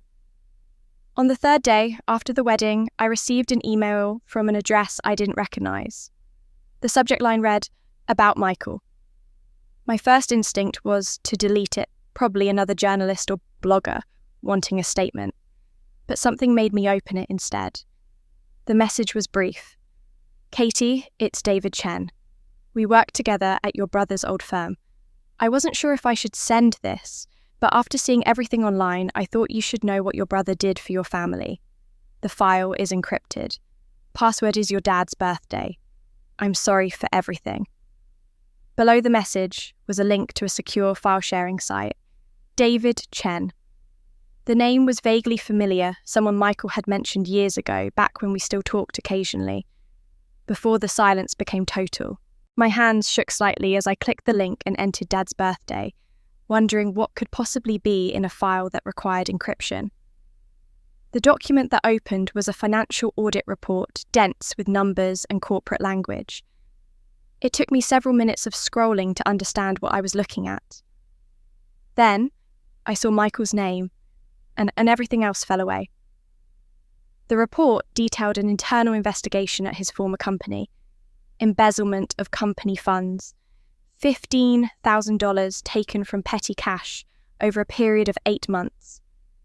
The amounts were small enough individually to avoid immediate detection, a few hundred here, 1,000 there, but they added up.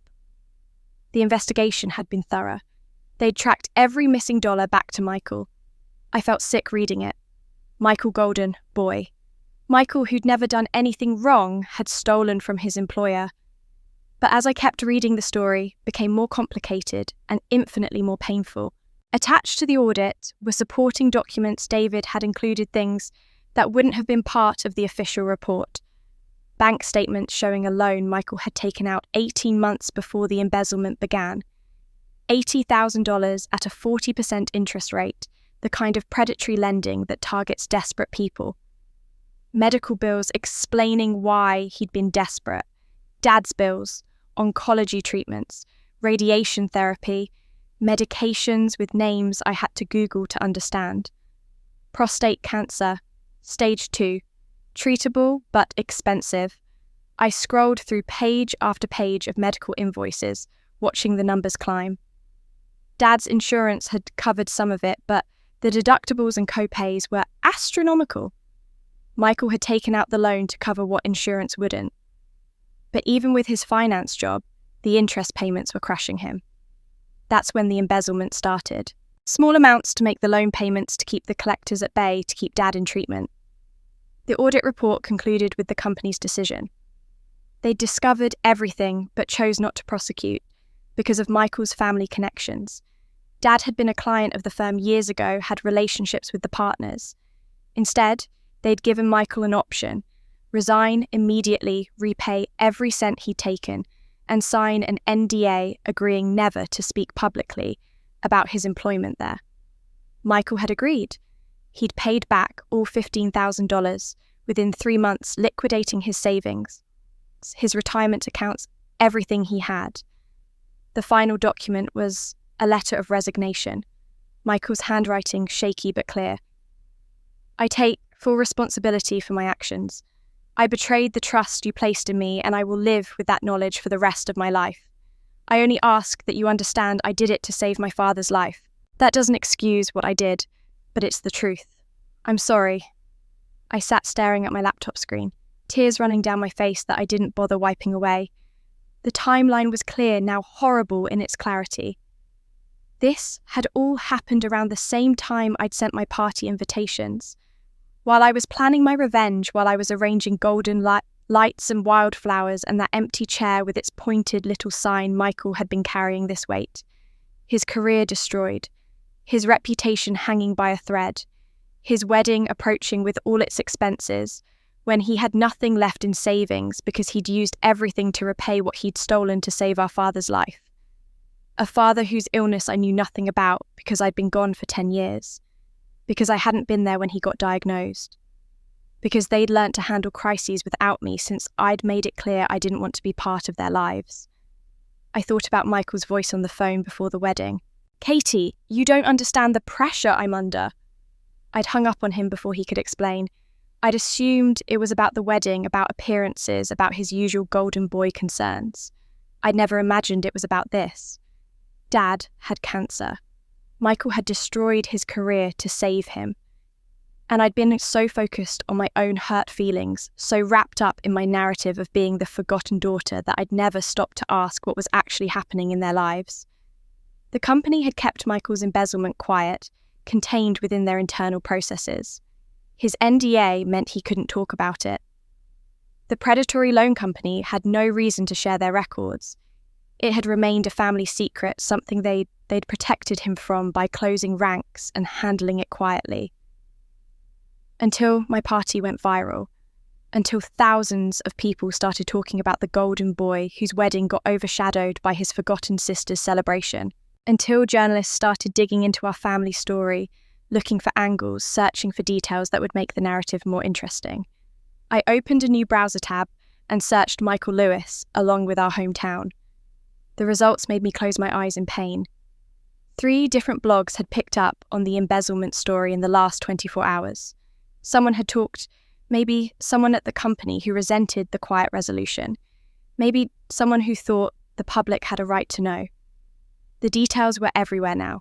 The loans, the medical bills, the theft, the quiet resignation. One headline read, "Golden Boy's secret shame brother, a viral castle sister, embezzled to pay for father's cancer treatment." While I was building my castle and throwing parties, while I was collecting my millions and convincing myself I'd transcended my family's rejection, Michael had been saving Dad's life and destroying his own future. And I had just helped destroy what was left of his reputation. I was in my car within 20 minutes driving toward a home I hadn't seen in 10 years. The 6-hour drive passed in a blur of guilt and mounting dread. I didn't call ahead.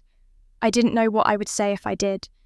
I just knew I had to face them, had to see with my own eyes the damage I'd caused, had to try to apologize for something that felt increasingly unforgivable. I arrived at their house just after sunset. The neighborhood looked smaller than I remembered the houses closer together, the trees taller. The driveway, where I'd learned to ride a bike, was shorter than it had been in my memory. Everything had shrunk in my absence, or maybe I'd just been carrying an inflated version of it all these years. I sat in my car for 5 minutes gathering courage before finally walking up the front steps. My hand shook as I rang the doorbell. I heard movement inside, footsteps approaching, and then the door opened. Mum stood there and I barely recognised her. She looked 10 years older than she should have, her eyes swollen and red-rimmed from crying, her face drawn with exhaustion. She was wearing an old cardigan I remembered from my childhood, and seeing that familiar garment on this devastated woman made my throat close up. We stared at each other for a long moment. I opened my mouth to apologise, to explain, to say something that might begin to bridge the chasm between us, but no words came out. Mum's face crumpled. Then, without saying anything, she turned and walked into the house, leaving the door open behind her. I took it as an invitation and followed. She led me through the living room, past the photos on the wall that I remembered too well, Michael's achievements on display, my college diploma notably absent. We climbed the stairs and she pulled down the attic ladder. I followed her up into the dusty space I'd only been in a handful of times as a child, a place where old things went to be forgotten. Mum walked to a corner where cardboard boxes were stacked, their labels faded with time. She pulled one down carefully, cradling it like something precious and fragile. When she set it on the floor and opened it, I saw it was full of baby things, tiny clothes impossibly small, a worn stuffed rabbit, a rattle, photographs. She pulled out a photo and held it up without speaking. In the image, a little girl around 3 years old sat in a swing laughing at whoever was behind the camera. She had dark hair like mine eyes, the same shape, the same dimple in her left cheek that I saw in the mirror every day. Catherine Ann Lewis, Mum said, her voice breaking on the name. My name. The first Catherine, your sister. I stared at the photo, my brain struggling to process what she was telling me. I don't understand. She died of congenital heart disease 3 years before you were born. Mum's hands were shaking as she pulled out more photos, spreading them on the dusty attic floor. The same little girl at different ages. A newborn, 1-year-old, 2, 3, and then no more. You had a daughter, I whispered. We had a daughter. Mum's voice was barely audible. We had Katie, and then we didn't. She sat down on the floor, still holding that photo of the laughing girl in the swing, and I sat across from her, feeling like the attic was tilting beneath me. When you were born, Mum continued, tears streaming down her face now, they told me I should name you something else. Everyone said it. The doctors, your grandmother, even your father suggested it might be easier if you had your own name. But I couldn't let her go. I couldn't just erase her like she'd never existed. So I named you Catherine. Same name, same middle name. Everything the same. I looked at the photos sattered between us, at this ghost sister. I'd never known about this first version of me who'd died before I could exist. Every time I looked at you, Mum said, I saw her. You have the same eyes, the same smile. When you were 3, exactly the age she was when she died, I couldn't breathe sometimes from the fear. I'd watch you sleep and panic, checking that you were still breathing, terrified that history would repeat itself. Mum, I started, but she kept talking, the words pouring out like a dam had finally broken. I was terrified of loving you too much and losing you too. Do you understand? I'd already lost one Katie. The grief of it almost destroyed me, almost destroyed our marriage. Your father and I barely spoke for a year after she died. We were hollow, and then you came and you looked so much like her, and I wanted to love you completely the way a mother should, but I was so scared. She was sobbing now, the kind of crying that comes from a place too deep for easy tears. So I kept you at arm's length. I thought distance would protect my heart. I thought if I didn't love you quite as much, didn't get quite as close, maybe I could survive if something happened to you. I know how terrible that sounds. I know what it did to you, but I didn't know how else to survive.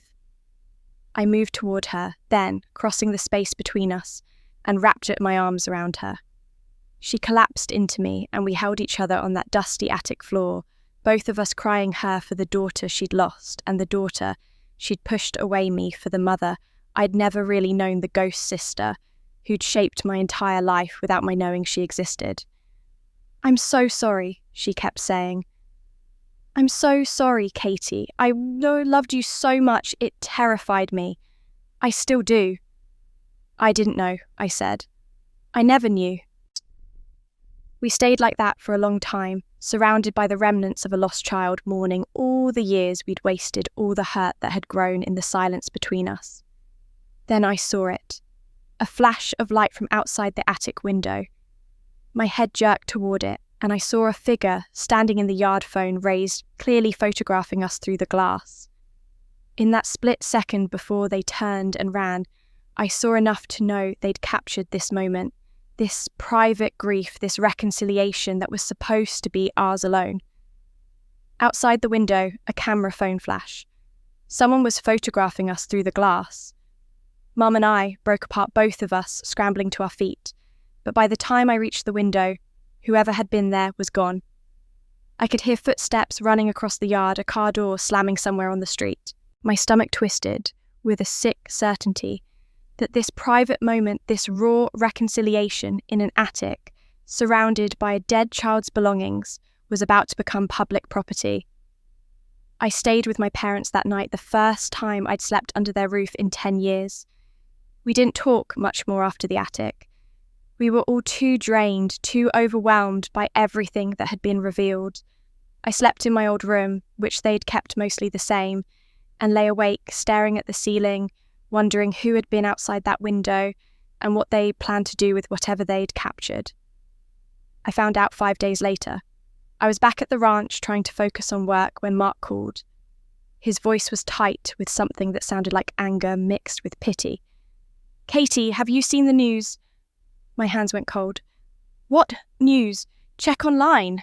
Any tabloid site. I'm sorry." I opened my laptop with shaking hands and searched for my name. The headline that appeared made my vision blur. "Golden Boy's Dark Secret. Embezzlement to Save Dying Father. Company Covered Up." The article was everywhere. TMZ had broken it, but within hours it had been picked up by dozens of other outlets, each adding their own sensationalist spin. They had everything. The loan details, the medical bills, the embezzlement, the quiet resignation. Documents that should have been confidential were laid out for public consumption. Michael's worst moment dissected for entertainment. But what made me physically ill was the accompanying photo. It was the image from the attic window, grainy, but clear enough. Mum and me holding each other surrounded by baby clothes and photos, both of us crying. The caption read, "Emotional reunion or calculated performance." Did the Castle sister orchestrate this reveal for ultimate revenge? The article speculated that I'd leaked Michael's secret as retaliation for being excluded from his wedding. It painted me as a vindictive sister who'd thrown a viral party to humiliate her family, then exposed her brother's darkest secret, when that wasn't enough. They'd connected dots that weren't connected, created a narrative that made me the villain of a story, the story I'd never meant to tell. I called Michael immediately. He didn't answer. I tried again. Nothing. On the 5th attempt, Emily picked up his phone. "Stop calling." Her voice was ice. "Haven't you done enough?" "Emily, please. I didn't do this. I didn't leak anything." "It doesn't matter what you did or didn't do, Catherine. The result is the same. Michael is destroyed. His reputation is gone. I'm gone. Everything is gone." She paused, and I heard her voice crack slightly. "I loved him, even after I found out about the embezzlement, even after everything I loved him. But I can't marry someone who's going to be a media circus. My law firm already called. They're concerned about the association. I have a career too, you know. I can't be the woman who married the embezzler." "He embezzled to save his father's life," I said desperately. "I know that. You know that. But out there..." I could hear her gesture, could imagine her waving at the world beyond Michael's phone. "Out there, he's just another white-collar criminal who got caught, and I'm just the fool who almost married him. So congratulations, Catherine. You wanted everyone to see you. Mission accomplished. We're all very, very seen now." She hung up.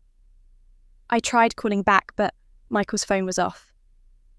Over the next 24 hours, I watched everything unravel. A company that had been about to hire Michael for a fresh start withdrew their offer, citing the publicity. Media vans parked outside my parents' house, reporters trying to get statements. Someone dug up old photos of our family, creating before and after comparisons that painted a picture of a perfect family torn apart by scandal. I became obsessed with finding out who had leaked the story. It wasn't hard to trace. The byline on the original article was written by a freelance journalist who'd done several pieces for tabloids. I contacted him through his website, pretending to be interested in his work, and within 2 emails, he'd told me enough. His source was a man named Derek Williams. The name took me a moment to place, then I remembered. He'd come to my party.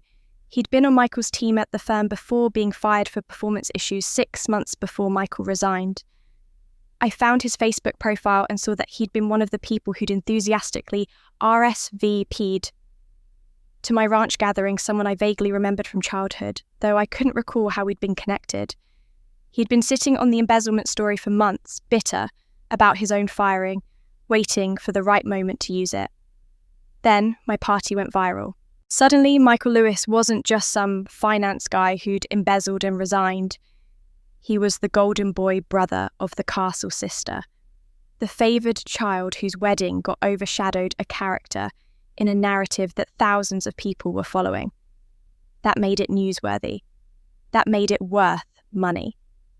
And Derek had sold the story to the highest bidder, probably funding several months of his unemployment with what he got from the tabloids.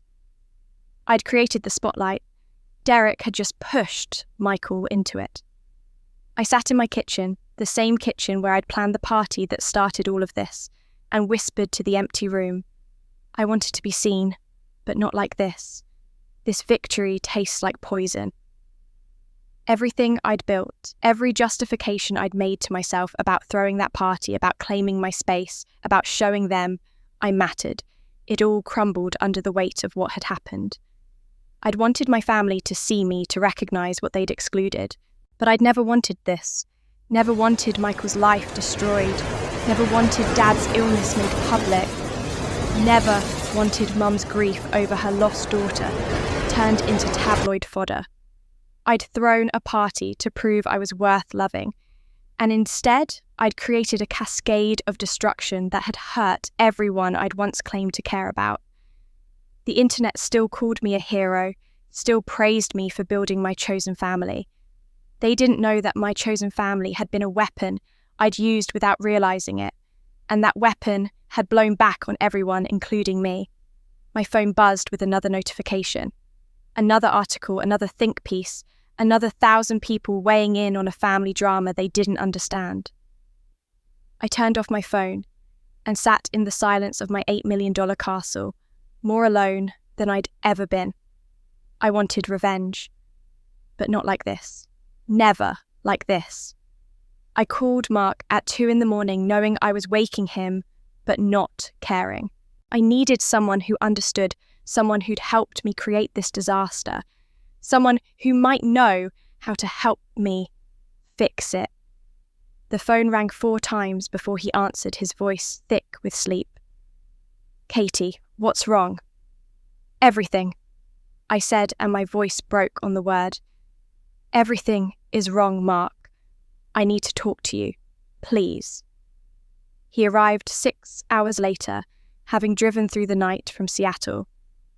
I watched his Tesla pull up the driveway as dawn was breaking, and something about seeing him step out of that expensive car in his designer jacket made my stomach turn. He looked successful, polished exactly like the kind of person who belonged in magazines and boardrooms. But when he reached the porch and I saw his face, I noticed he wouldn't meet my eyes. Come in, I said. We sat at my kitchen table, the same table where we'd planned the party, where we'd laughed about guest lists and golden lights and showing my family what they'd missed. Now the ranch felt like a crime scene, and we were sitting in the aftermath. I saw the news, Mark said quietly, staring at his hands. All of it.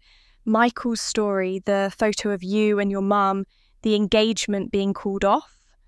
I didn't leak it, I said. I need you to know that. I didn't tell anyone about Michael's embezzlement. I know you didn't, but it's still my fault. The party made us newsworthy. It created the audience for the story. Without that, none of this would have happened. Mark was quiet for a long moment. Katie, there's something I need to tell you. Something I should have told you before I agreed to help with the party. I looked at him, noticing for the first time how tired he looked, how much older than his years. There were lines around his eyes I hadn't seen before, or maybe I just hadn't been looking. 10 years ago, he began, still not meeting my gaze. I had a business partner, Anna Chen. My heart stopped. An art. The same Anna from the phone call I'd overheard during party preparations. The same Anna he'd said was an old business debt. We met at an entrepreneurship seminar, Mark continued. She was brilliant. 45 years old, had spent 20 years in commercial architecture, knew the industry inside and out. She had this vision for sustainable luxury design buildings that were environmentally responsible, but still beautiful, still desirable. I was 28, fresh out of grad school, and I knew how to execute her vision technically, but I didn't have her depth of understanding. He finally looked at me, and I saw something raw in his expression. We partnered up, 50-50, just like you and your Anna. We spent 2 years developing our portfolio, creating designs that were genuinely innovative. Then we started pitching to investors. His voice got harder. They loved the work, but they wouldn't back a 45-year-old Asian woman as the face of the company. They told us that in those exact words. They said the market wanted young, dynamic leadership. They said clients would relate better to someone who looked like their country club turned friends. I felt sick listening to this, knowing where it was going. They offered to fund us for $3 million if I became CEO, and Anna took a consulting role. She'd still get paid, they said, but I'd be the name on the letterhead, the face in the magazines, the one making decisions. Mark's hands were trembling now. I could have walked away. I could have told them to go to hell and found investors who'd respect both of us equally. But I didn't. I took the deal. I cut her out of her own company. Mark, I whispered. She lost everything, Katie. Her savings were tied up in our startup. When I bought her out, it was for a fraction of what the company became worth. She's been working as a grocery store cashier for the last 5 years, while I drive a Tesla and live in a house that costs $2 million. He gestured toward his car outside, and the gesture was full of self-loathing. I became this. The silence between us felt heavy enough to crush. That phone call you overheard, he said. I've been trying to pay her back for years. Not just the money, but trying to make it right somehow. It'll never be enough. Why are you telling me this now? Because I helped you with this party, because I recognized myself in you. His voice was gentle but firm. We both used success to run from guilt. You built your castle to escape feeling like the forgotten daughter. I built my career to escape feeling like the man who betrayed his partner, but success doesn't erase what we did. It just gives us fancier places to hide. I thought about my $8 million, my ranch, my consulting business, that let me work alone and never get close to anyone. I thought about 10 years of silence, of convinced myself I was better off without my family. The party wasn't about healing, Mark said. It was about revenge. And revenge doesn't free you, Katie. It just creates more people like us. More people running, more people hiding behind success, more people pretending they're fine when they're actually dying inside. He stood up and pulled an envelope from his jacket pocket, setting it on the table between us. Anna's address is in there. Billings, Montana, 4 hours from here. He met my eyes fully now. If you want to be different from me, if you want to actually fix something, instead of just building another beautiful prison, start there. Go see her. Tell her the truth. Not the truth you want to be true, but the actual truth about what you did and why. I can't, I said. I can't face her. Then you'll spend the rest of your life in this castle looking at those mountains, wondering why you're still not happy, despite having everything you thought you wanted. He walked toward the door, then paused. Find yourself again, Katie. The person you were before the comparisons and the hurt and the running. She's still in there somewhere, but you have to be brave enough to look. After he left, I sat at the table staring at the envelope. My hand shook as I opened it. Inside was a piece of paper with an address written in Mark's careful handwriting. Anna Chen, 847 Cottonwood Lane, Billings, MT 5101. Below the address, he'd written one more line. The same Anna you betrayed. Face it. I stared at Anna's address. The same Anna I'd betrayed. Could I face the woman whose life I'd stolen? It took me 2 days to find the courage to get in my car. 2 days of pacing my ranch, of staring at that piece of paper, of rehearsing what I might say, and finding every word inadequate. Finally, on a grey Tuesday morning, I drove toward Billings with my stomach in knots and my hands gripping the steering wheel so tight my knuckles ached. The 4-hour drive took me through landscapes that gradually flattened the dramatic peaks of my mountain property, giving way to rolling plains and eventually to the outskirts of Billings. I followed my GPS to an address on the east side of town, and with each turn the neighbourhoods got a little more worn, a little more tired. Cottonwood Trailer Park sat at the end of a gravel road, a collection of ageing mobile homes arranged in neat rows. Some had small gardens, attempts at beauty in the limited space. Others were bare functional temporary looking, even if they'd been there for years. I found number 847 halfway down the second row, a small tan trailer with a single window box of wilted petunias. I sat in my car for 10 minutes watching that trailer, wondering if I was making a terrible mistake. Through the window I could see movement, someone home. It was 1 o'clock on a Tuesday. If Anna was working as a cashier, she might be on an afternoon shift. Or maybe she had the day off. I was stalling, and I knew it. Finally, I forced myself out of the car and walked to her door. My hand shook as I knocked. The woman who answered was both exactly who I remembered and completely different. Anna Chen was 51 now, 6 years older than when we'd partnered. Her hair had gone grey at the temples, and there were new lines around her eyes and mouth. She wore a grocery store uniform, the name tag still pinned to her chest. But her eyes were the same sharp, intelligent, taking me in with a single glance that seemed to see through every defense I'd prepared. She didn't look surprised. She looked sad. "Katie Lewis," she said quietly, "the woman who took my idea and turned it into $8 million. Come in." The trailer was small but immaculate. Every surface was clean. Everything had its place. A laptop sat on a tiny kitchen table surrounded by papers that looked like job applications. On the wall was a frame photo of what looked like a younger Anna, standing in front of an architectural model, back when she still worked in the field she loved. Anna gestured to a worn couch and took the chair across from me. We sat in silence for a moment, and I couldn't find any of the words I'd rehearsed. "I've been following your story online," Anna said finally. "The party, your brother, the whole thing. I wondered if you'd remember me." "I never forgot you," I said, my voice breaking. "Anna, I'm so sorry. I'm so sorry." And then I was on my knees in front of her, the position coming, without thought, my body expressing what my words couldn't.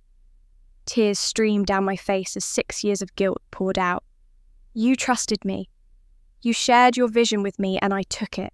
I told myself it was a business decision, that the investors knew what they were doing, that you'd agreed to the terms. But the truth is, I was 29 and terrified of being poor again, and when they offered me a way out, I took it. I took your dream, and I made millions from it, and you got $50,000 and a job at a grocery store, and I am so sorry." I waited for her to comfort me, to tell me it was okay to offer some absolution. But Anna just sat there looking at me with those sad, knowing eyes. "I don't need your apology," she said finally, and her voice was gentle but firm. "Apologies are just words, Katie. They make the person saying them feel better, but they don't change anything for the person who was hurt." I looked up at her through my tears. "Then, what do you need? What can I do? I'll give you the money, all of it, whatever you want." "I don't want your money." She leaned forward, her elbows on her knees, speaking with the patience of someone who'd thought about this for a long time. "You want to make this right, then prove you deserve that money. Prove that it meant something more than just escaping your own pain." "I don't understand." "Go fix the mess with your family." Her words were quiet, but they landed like stones. "I've been reading about you, Katie. About how you were excluded from your brother's wedding. About how you threw that party to show them what they'd missed. About how you're demanding they see you, recognize you, apologize to you for years of making you feel invisible." I stayed kneeling, unable to move. "But here's what I see," Anna continued. "I see someone demanding forgiveness while refusing to give it. You want your family to forgive you for leaving, for the viral party, for the damage it caused. But you won't forgive them for comparing you to your brother, for not seeing your worth for being imperfect parents. You can't have it both ways." "They hurt me first," I said, and heard how childish it sounded, even as the words left my mouth. "Maybe they did. Maybe they're terrible people who don't deserve your forgiveness. But Katie, if you can't forgive the people who hurt you, or demanding they forgive you for hurting them, then you're just a hypocrite with a castle. And that $8 million you made from my idea. It's just expensive guilt. A beautiful prison you built to hide from having to do the hard work of actually healing. I sat back on my heels, feeling like she'd reached into my chest and pulled out truths I'd been avoiding for years. I lost my dream because of what you did, Anna said. But you know what I learned living in this trailer, working a register, starting over at 45? That resentment is a choice. Every day I could choose to be bitter about what you took from me. Some days I am, but most days I choose to work on letting it go because holding on to that anger was killing me faster than poverty ever could. She stood up and walked to the window, looking out at the trailer park. You have $8 million and a castle, and you're more trapped than I am in my trailer, because I'm working on freeing myself from what was done to me. You're still chained to everything you've done, and everything done to you, and you're calling those chains justice. I didn't know what to say. Everything she was saying felt true and unbearable at the same time. Go home, Katie. Fix what you can fix. Forgive what you can forgive. And maybe then you'll deserve the success you built on my back. I left without a promise, but I knew she was right.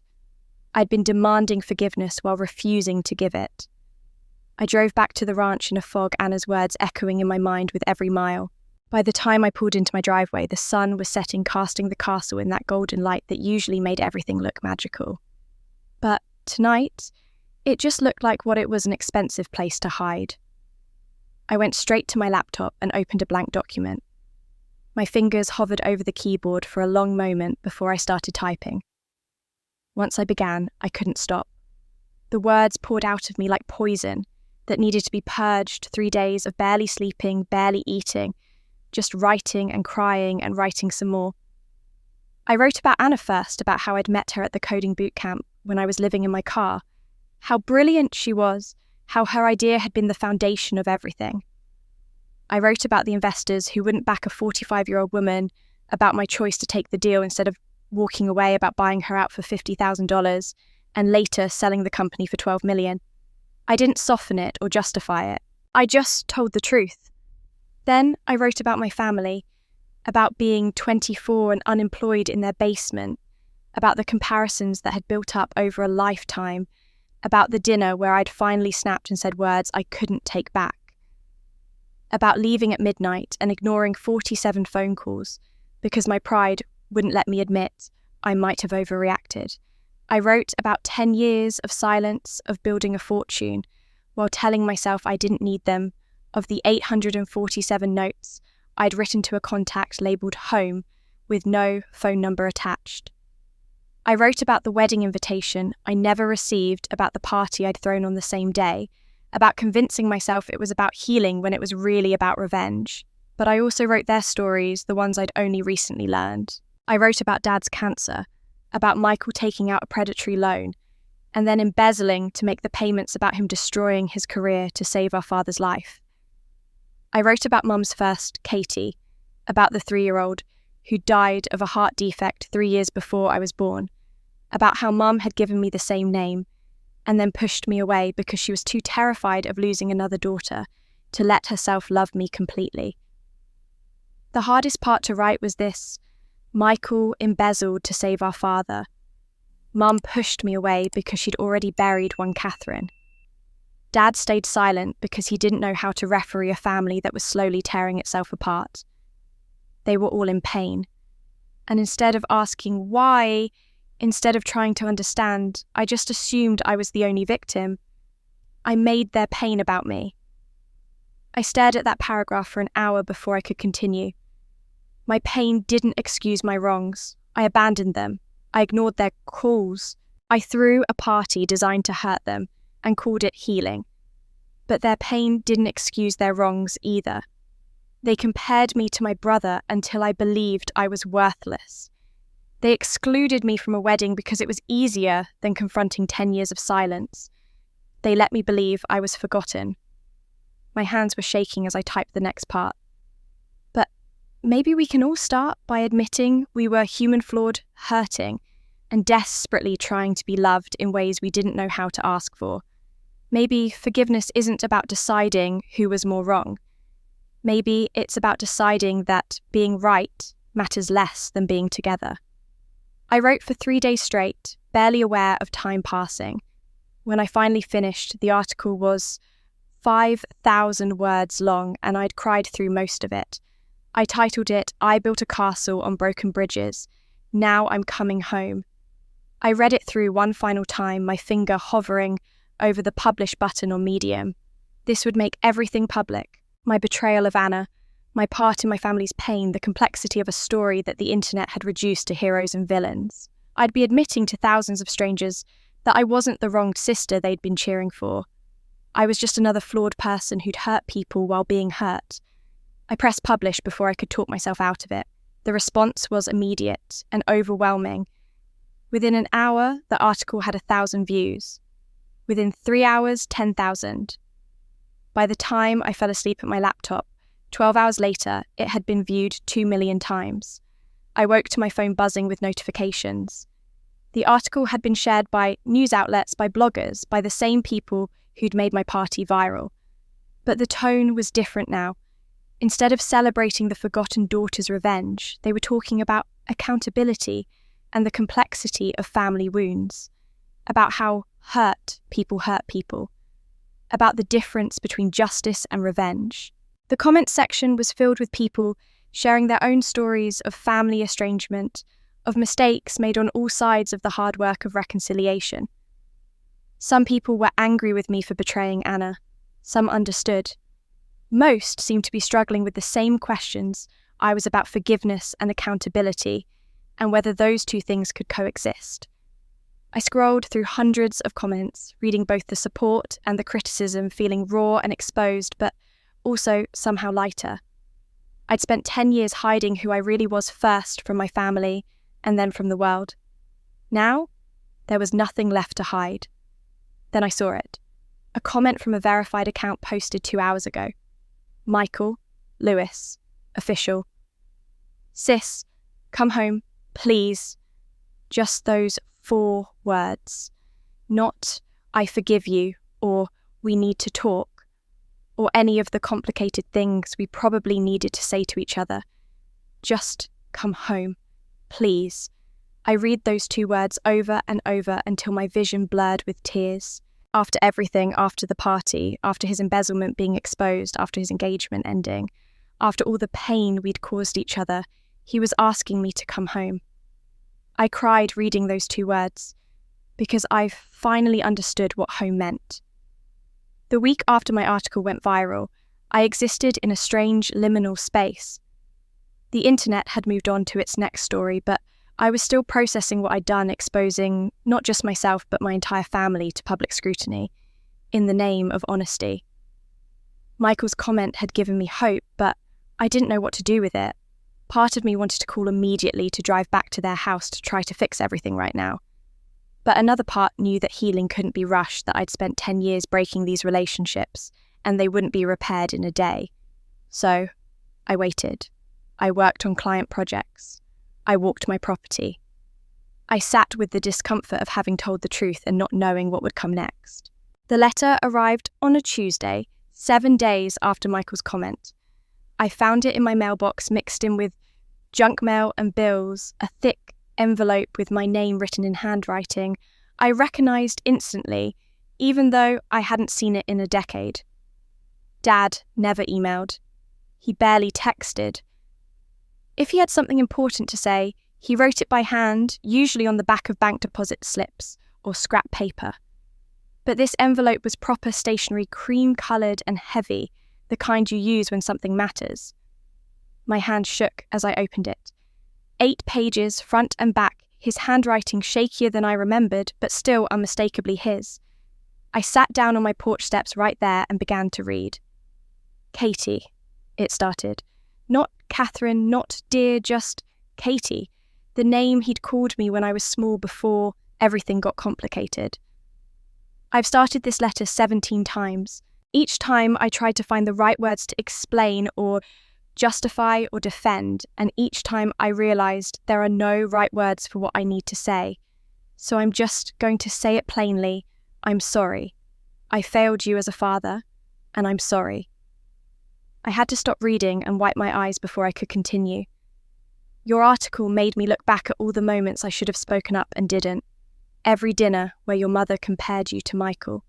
Every achievement of yours that went uncelebrated while we threw parties for his.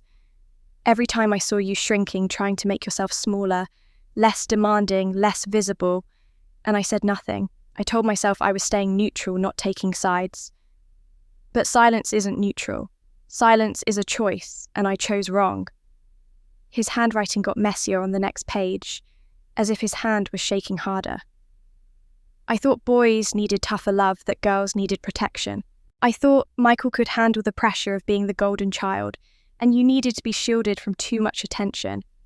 I was wrong about everything. I didn't protect you from anything. I just taught you that your father wouldn't fight for you, and I taught Michael to crumble under pressure because I put so much on him without teaching him how to fail. I failed both of you, just in different ways. I read that line 3 times thinking about Michael and his embezzlement, about how the weight of being perfect had crushed him when he finally made a mistake. After you left, Dad continued, I told myself you'd come back, that you just needed time to cool off. When you didn't answer our calls, I was angry. I thought you were being stubborn, punishing us. It took me years to understand that you weren't punishing us. You were surviving us. You were doing what you had to do to become who you needed to be, and we'd made it impossible for you to do that while still being our daughter. In the next section was harder to read his writing, more cramped, like he was forcing himself to get through it. You wrote in your article that you thought you were the forgotten one, but Katie, you were never forgotten. You were the one I thought about every single day for 10 years. Every birthday, every Christmas, every time I drove past somewhere that reminded me of you. Your mother and I would lie awake at night wondering where you were, if you were safe, if you ever thought about us. We just didn't know how to reach you after you'd made it so clear you didn't want to be reached. He paused there, a gap in the text where I imagined him gathering his thoughts. But here's what I finally understand. You were never the forgotten one, Katie. I was. I forgot how to be a father instead of a referee. I forgot how to be present instead of passive. I forgot how to tell my daughter I was proud of her because I didn't think I had to say it out loud. I thought you knew. I thought the love was understood even if it wasn't spoken. And that was the biggest failure of all, because you didn't know. How could you? I never told you. My tears were falling so fast now I could barely see the words. I've read your article 12 times. Each time I see more clearly how much pain we caused you, how many ways we failed you, and how you still tried to find your way back to us. That party you threw everyone online called it revenge. But I think it was a plea. You were saying, look at me, see me, acknowledge that I exist and that I matter. And we trained you to believe you had to go to those lengths just to be noticed. The final page was written in slightly steadier handwriting, as if he'd found his footing. I don't expect you to forgive me, Katie. I don't expect you to come back or to trust me, or to believe that things can be different. But I want you to know that I see you now. I see how strong you are, how successful you've become, how much courage it took to write that article and admit your own mistakes while pointing out ours. I see you and I'm proud of you, and I'm sorry it took me 34 years and a viral article to say so. The final line was underlined twice. If you'll have me, I'd like to learn how to be your dad again. I know I'm late, but I'm here now. He'd signed it simply, Dad. I held that letter and sobbed, sitting on my porch steps with those 8 pages clutched in my hands, crying for the father who'd finally found his voice, and the daughter who'd spent a lifetime waiting to hear him use it. I cried for the 10 years we'd lost, and the possibility that maybe somehow we could build something new from what was left. When I finally stopped crying, I sat there with the letter in my lap and looked out at my property, at my castle, at everything I'd built to prove I didn't need them. And I wondered if they had actually come if I asked. If we could move past being characters in each other's stories of hurt and become a real family again. If forgiveness was even possible after everything we'd done to each other. I held that letter and sobbed. But would they actually come if I asked? I got my answer 3 days later. I was in the barn mucking out a stall that didn't really need mucking, just doing physical work to quiet my mind when I heard a car coming up the driveway. I wasn't expecting anyone. Mark had gone back to Seattle, and I'd turned down every media request, every interview invitation. I'd retreated back into the solitude I knew best. I walked out of the barn dirty and sweaty and saw a beat-up Honda Civic parking near the house. The driver's door opened and Michael stepped out. He looked terrible. My golden boy brother, who'd always been polished and put together, looked like he'd aged 10 years in the month since his wedding. He was thin too, thin, his clothes hanging on a frame that had lost weight it couldn't afford to lose. He hadn't shaved in days, maybe weeks. He carried nothing but a backpack slung over one shoulder. When he saw me, he didn't smile, didn't wave, just stood there by his car looking at me across the distance of my driveway. I walked toward him slowly, my heart pounding. When I was close enough to speak without shouting, I stopped. Michael, Katie. We stared at each other, two people who'd once been close enough to share secrets, and now were strangers who happened to share DNA and a decade of accumulated hurt. I didn't come to forgive you, he said, and his voice was harder than I'd ever heard it. I came because I need to say this to your face, where you can't hang up or walk away or hide behind a computer screen. I nodded, bracing myself. Do you know what it's like being the golden boy when you're actually just gold-plated garbage? His words came out fast, angry, like he'd been rehearsing this speech for weeks. Everyone expected perfection. Every test, every job, every decision, I had to be perfect, because that's what golden boys do. You got to fail privately. You got to be unemployed in the basement and have it be a personal struggle. When I failed, when I embezzled that money, it became a tabloid headline. I failed in front of the entire world. Michael, I'm not done. He took a step closer, and I saw tears in his eyes mixing with the anger. Emily left me.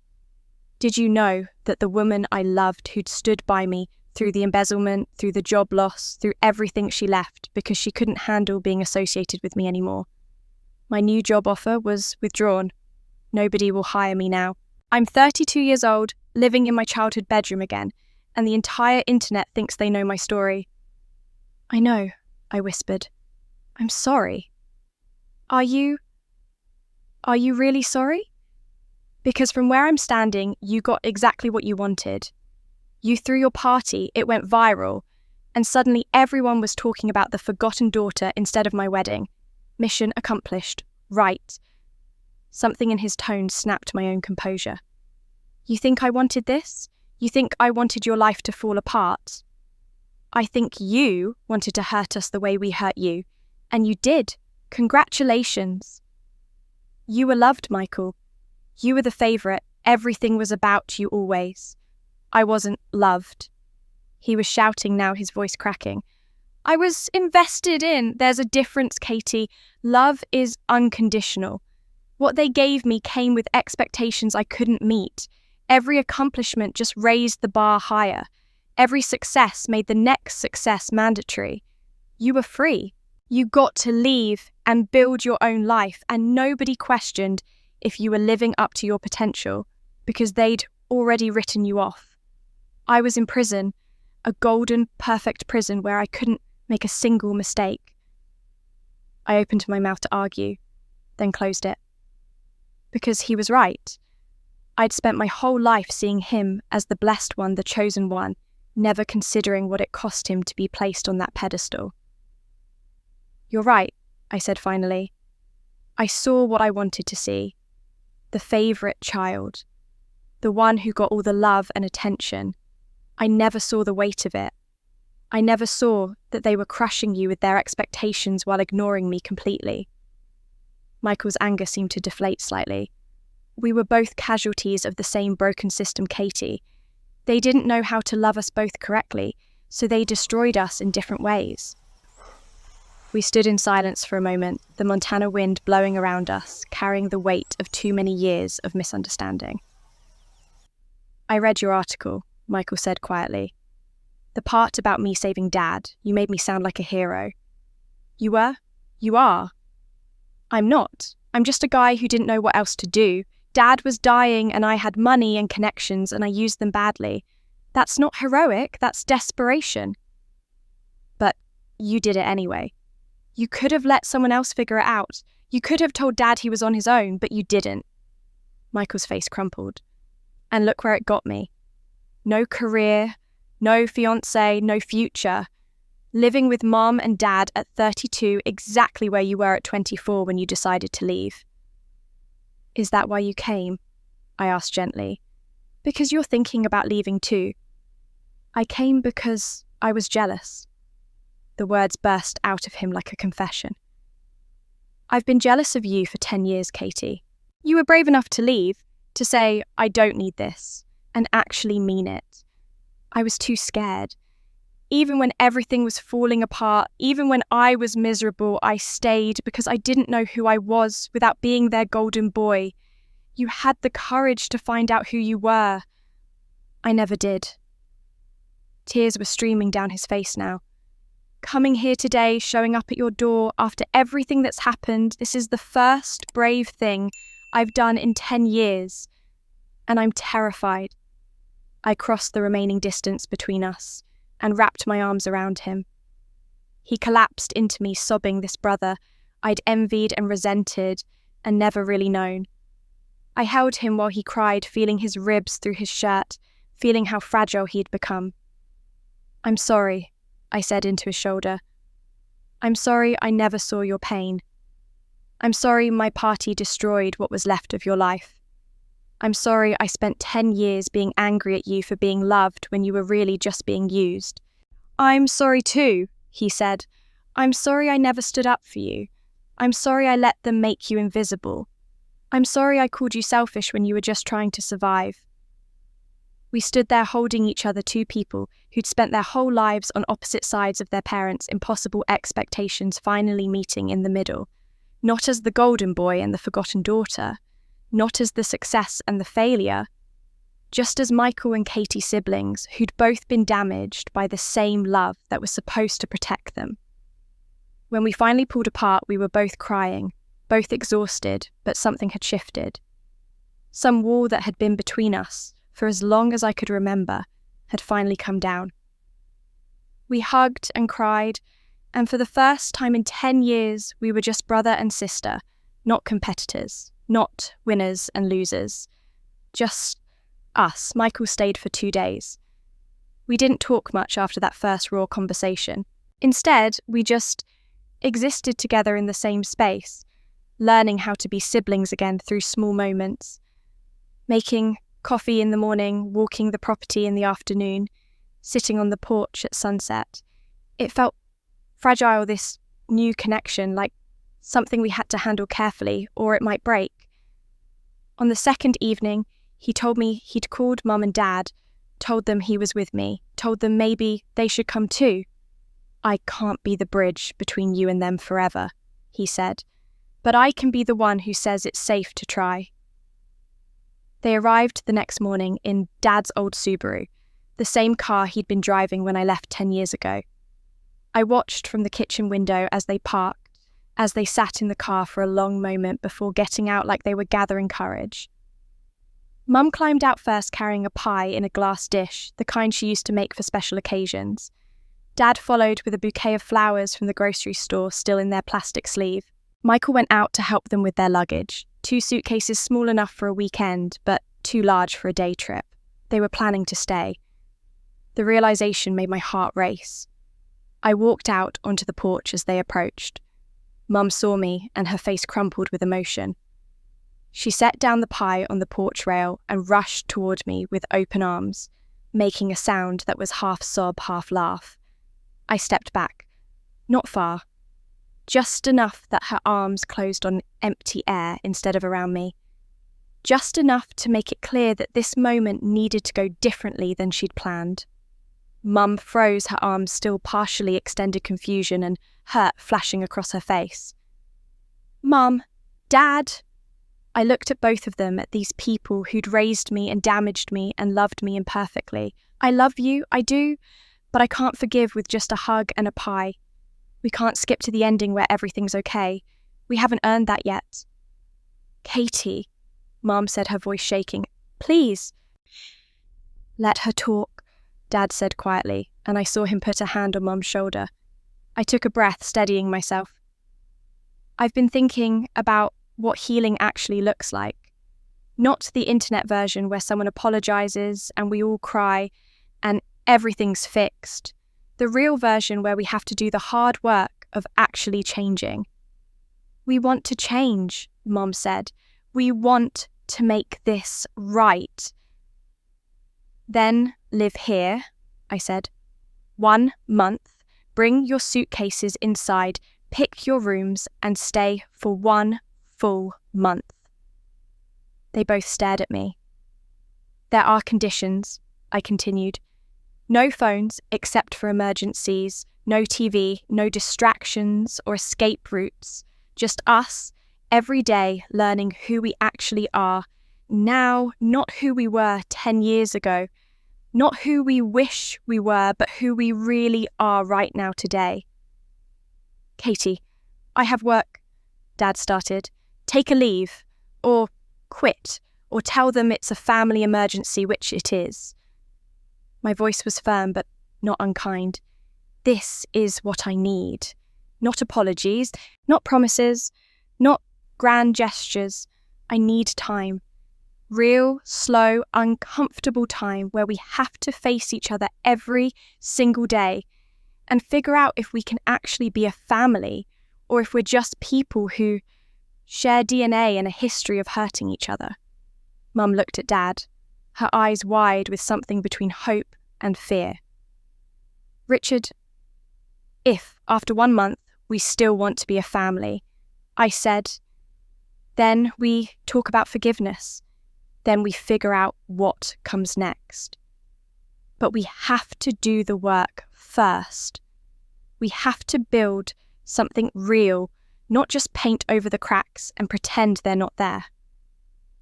Dad looked at me for a long moment, and I saw him really seeing me, maybe for the first time. Not the daughter who failed to be like Michael, not the girl who left at 24, not the stranger who threw a viral party. Just me, Catherine, asking for something I needed. He set down his suitcase on the porch with a decisive thump. Okay, I'm in. Richard, a whole month? Mum's voice was uncertain. What about our daughter? Dad interrupted gently. What's more important than this? Mum looked at me, at Dad, at Michael standing behind them, with his arms crossed, but his expression encouraging. She took a deep breath and I watched her make a decision. Okay, baby, okay? I felt something loosen in my chest, something I hadn't realized was clenched tight, but I needed to make one more thing clear. This isn't going to be easy, I said. We're going to fight. We're going to say things that hurt. We're going to have days where we wonder if this was a mistake. But that's what real families do. They don't run when it gets hard. They don't paper over the problems. They stay and they work and they try. I looked at all three of them, Mum, Dad, Michael, and said the thing I'd learnt from Anna, from Mark, from my own painful journey. Belonging isn't given because we share blood. It's built, day by day, conversation by conversation, meal by meal. So let's build it. Mum picked up her pie. Dad grabbed his suitcase. Michael took Mum's bag. And together we walked into my castle, this fortress I'd built to keep the world out. And I opened it to the people I'd spent 10 years running from. As we crossed the threshold, I felt the weight of what we were about to attempt. A month of forced proximity with people I barely knew anymore. People who'd hurt me and who I'd hurt in return. No escape routes, no easy outs. Just 4 damaged people trying to figure out if the bonds between them could be repaired or if they were too far gone. The first week would test everything. That first morning, we all woke early and converged awkwardly in the kitchen. Nobody knew quite how to act. We moved around each other carefully, apologising when we got too close, speaking in polite half-sentences. It felt less like a family breakfast and more like strangers sharing a hotel continental buffet. Mum immediately started serving, and I watched her old patterns emerge without her even noticing. She gave Michael a larger portion of eggs, asked him how he liked his coffee, before asking me turned to him first when making conversation. Dad sat at the table reading the news on his phone until I reminded him about the no phones rule, then looked lost without something to occupy his hands. Michael ate in silence, his eyes distant, like he was somewhere else entirely. The tension was thick enough to choke on. By day 3, I'd started to wonder if this had been a terrible mistake. Michael spent most of his time outside doing ranch work, fixing fence posts that didn't really need fixing, mucking out the horse stalls, splitting firewood we didn't need. He threw himself into physical labour like he was trying to exhaust himself into not feeling anything. Dad attempted small talk at meals, but couldn't seem to find topics that didn't lead to uncomfortable silences. How's work became a minefield when I had to explain I was doing fine while Michael had none. How's the weather felt insultingly trivial given everything we'd been through. Mum tried the hardest, but her efforts often made things worse. She'd hover asking if I needed anything, apologising for things that didn't require apologies, filling every silence with nervous chatter that only made the silence more obvious when she stopped. On day 4, something shifted. I was in the kitchen planning to make strawberry jam from the berries I'd bought at the farmer's market, when Mum appeared in the doorway. "I could help with that," she said tentatively. "If you want." I almost said no. I'd gotten used to doing everything alone, and the idea of sharing this small task felt vulnerable. But I remembered why we were doing this. "I'd like that," I said.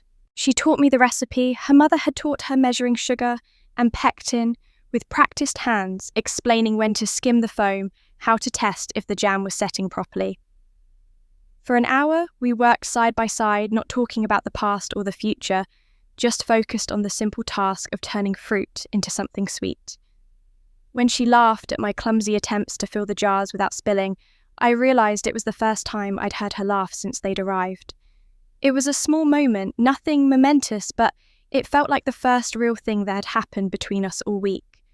That night, I wrote in the gratitude journal Mark had given me before he left. I'd started it on day 1, mostly to humour him, but it had become a way to track the small shifts I might otherwise miss. Day 1, I'd written sunshine coffee, my ranch, safe things that had nothing to do with my family. But on day 7, I wrote Mum's laugh making jam. Dad asked about my work today and actually listened to the answer. Michael fixed the fence without being asked and did a better job than I ever could have. I was starting to see tiny cracks of light, small signs that maybe this could work. Then came dinner on day 7. I'd made chicken with roasted vegetables, nothing fancy but competent. We sat around the table, and for the first few minutes, it almost felt normal. Michael complimented the potatoes. Dad asked for seconds. I let myself relax slightly, thinking maybe we were turning a corner. Then, Mum took a bite of her chicken and smiled at Michael. "This chicken is good, Michael," she said warmly. She turned to me and her expression shifted to something more critical. "Katie, yours is a little dry. You probably cooked it too long." I felt the familiar sting, but tried to brush it off. Just a small comment, nothing worth. "Remember when Michael won that cooking contest in high school?" Mum continued, her voice taking on that nostalgic tone she always used when talking about his achievements. "He made that beautiful coq au vin. The judges said it was restaurant quality. If only Katie had been as patient in the kitchen, she could have..." I stood up.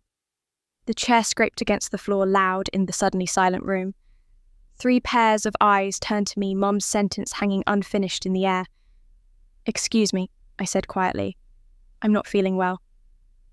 "Katie, I didn't mean..."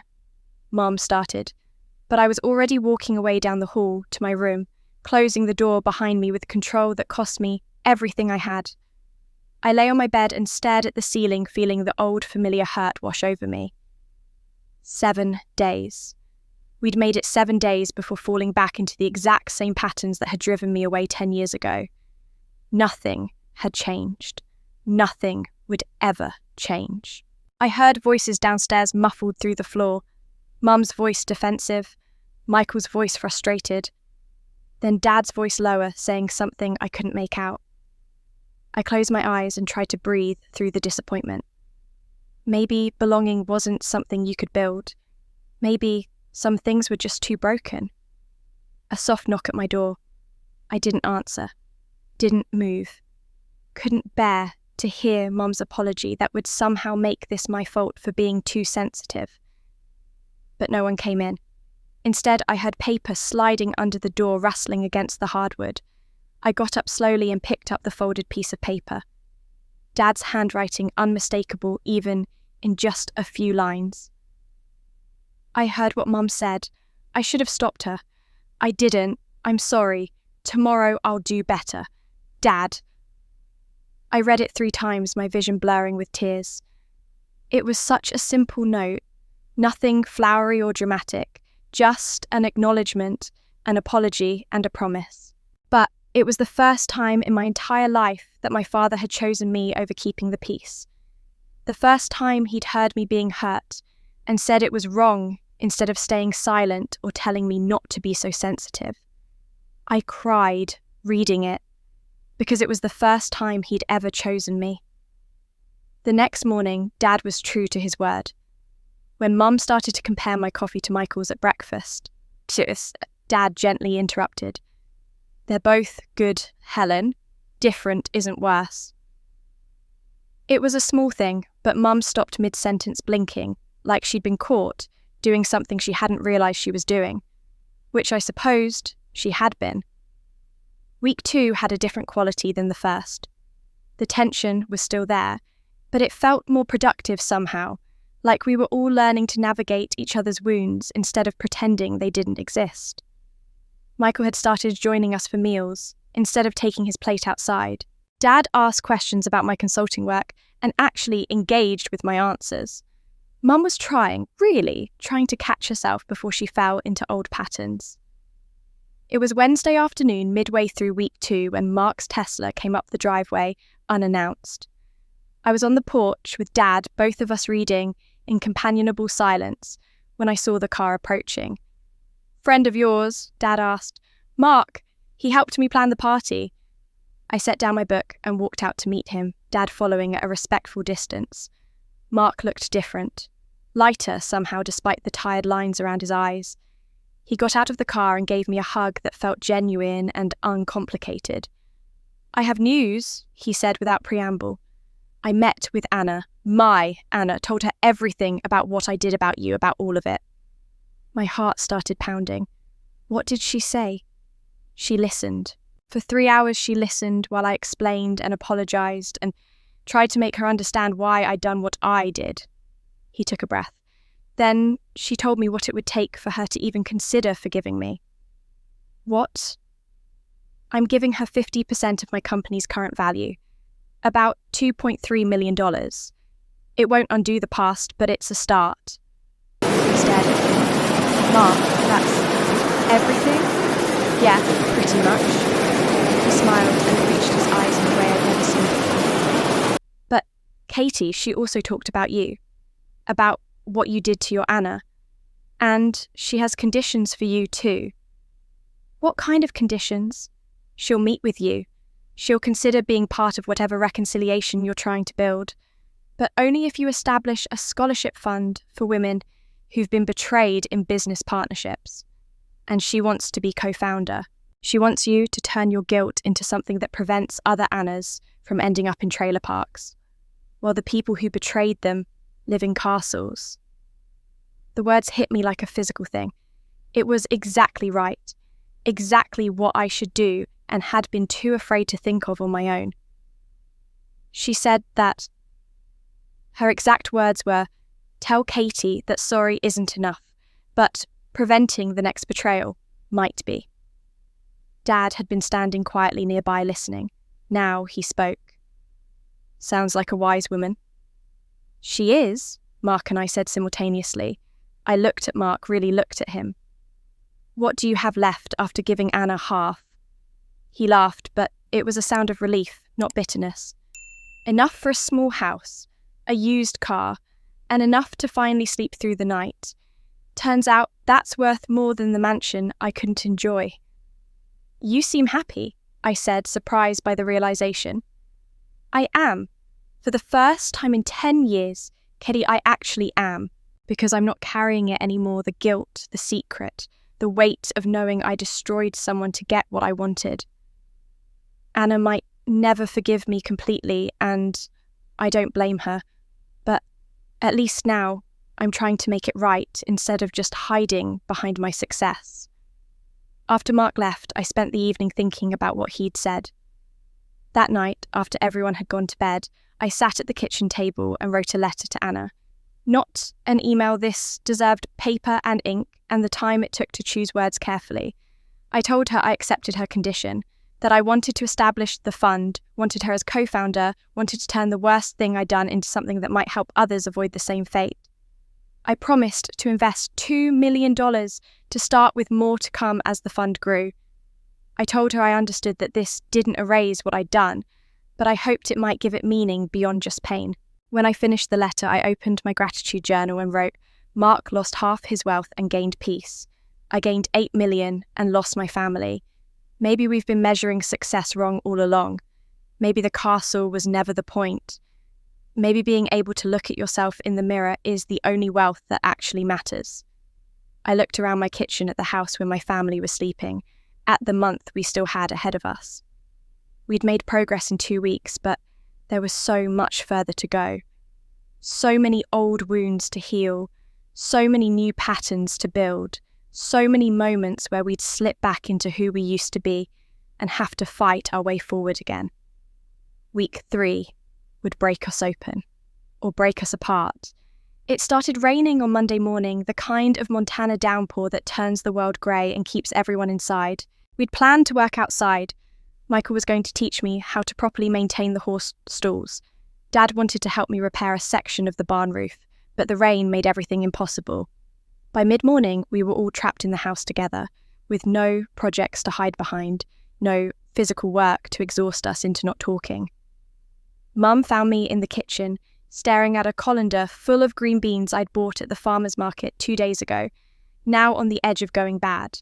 I should have prepped them sooner, but the week had been busy with the work of learning to be a family. Want help? She asked. Sure. We sat across from each other at the kitchen table, the colander between us, and began the mindless work of snapping beans. The rhythm was soothing. Pick up a bean, snap off the ends. Break it into pieces, drop it in the bowl. Pick up, snap, break, drop. The rain drummed against the windows. Neither of us spoke. I watched Mum's hands, practiced and efficient. She'd done this thousands of times probably, a task so ordinary it was almost meditative. Then I noticed her hands were shaking. She set down the beans she was holding and pressed her palms flat against the table, staring at them like they belonged to someone else. Mum. When she looked up at me, her eyes were swimming with tears. I used to do this with her she said, her voice barely above a whisper. The first Katie, she'd sit right where you're sitting. We'd snap beans together, and she'd chatter about everything, her dolls, the neighbour's cat, what she wanted to be when she grew up. She was always talking, so full of life. The tears spilled over, running down her face unchecked. After she died, I couldn't come in this kitchen for a year. Your father did all the cooking, all the meal prep. I'd stand in the doorway and feel like I was drowning. Everything reminded me of her, the chair you're sitting in, the colander, the sound of beans snapping, everything. I reached across the table, but she pulled her hands back, wrapping them around herself like she was trying to hold something in. When you were born, I was terrified to love you. The words came out in gasps between sobs. They gave you to me in the hospital, and all I could think was that I was going to lose you too, that God had given me another Katie just to take her away again. So I loved you carefully, at a distance, where it couldn't destroy me if... She couldn't finish. Her whole body was shaking with the force of trying to hold back grief that was 37 years old and still raw as a fresh wound. I got up and moved around the table, kneeling beside her chair. I took her hands, and this time she let me. "Mom, look at me." She did her face wet with tears. Every night for 10 years I whispered, "Good night, Mom," to an empty room. Every birthday I wrote you a letter I never sent. I have 847 notes in my phone written to a contact labelled home, with no number attached because I couldn't bring myself to delete it, but I also couldn't bring myself to call. Her face crumpled. I never stopped being your daughter, even when I was angry, even when I left, even when I pretended I didn't need you. I needed you. I've always needed you. Mom slid off her chair and onto the floor with me, and we held each other while she cried. Not the polite tears of reconciliation, but the deep, wrenching sobs of a woman who'd been carrying grief for 37 years and loss for 10 and had finally found someone to share the weight. "I'm so sorry," she kept saying. "I'm so sorry, baby. I'm so sorry." I know, Mum. I'm sorry too." I don't know how long we sat there on the kitchen floor, but eventually I became aware of movement in the doorway. I looked up and saw Dad and Michael standing there, both of them with tears streaming down their own faces. Dad had his arm around Michael's shoulders, and for once, my brother didn't look like the golden boy. He just looked like someone watching his mother and sister finally find each other after decades of missing each other by inches. Mum pulled back just enough to look at my face. She touched my cheek with trembling fingers. "I'm so sorry I made you feel invisible, baby. The truth is you were the most visible thing in my life. That's why I had to look away. Because every time I looked at you, really looked, I saw everything I'd lost and everything I was terrified of losing. It was easier to keep you at a distance than to risk loving you the way I loved her." "I'm not her, I said gently. "I'm me, Catherine. Your second daughter. Not your second chance at the first one." "I know that now." She cupped my face in both hands. "I see you now, Katie. I see you, and you're so beautiful, and I'm so sorry it took me this long to tell you." We held each other and cried, and then somehow we were laughing at ourselves for crying so hard, for sitting on the kitchen floor, surrounded by unsnapped green beans, for taking 34 years to have a conversation we should have had decades ago.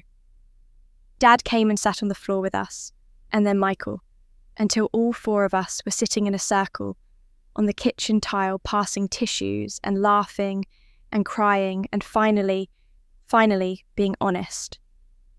We cried until we laughed about crying. And something shifted.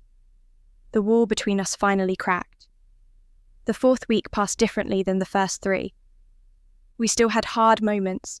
Old habits don't die in a month, but now, when someone slipped into an old pattern, we could talk about it. Mum caught herself comparing me to Michael twice more, but both times she stopped, mid-sentence apologised and corrected herself. Dad asked questions and actually waited for answers instead of filling silence with his own opinions. Michael started smiling again, small, genuine smiles that made him look younger than he had in years. On the last day of the month, I woke early and made breakfast for everyone. Pancakes, bacon, fresh fruit, coffee. I set the table carefully, my hands shaking slightly, knowing that this morning we'd have to decide whether the month had been enough, or if we were ready to try for something more permanent. They came down one by one.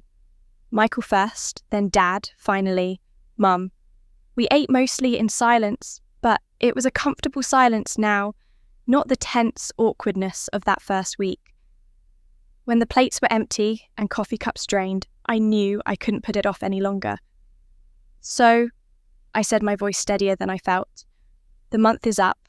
Do you want to stay, or was this enough?" The silence that followed felt endless.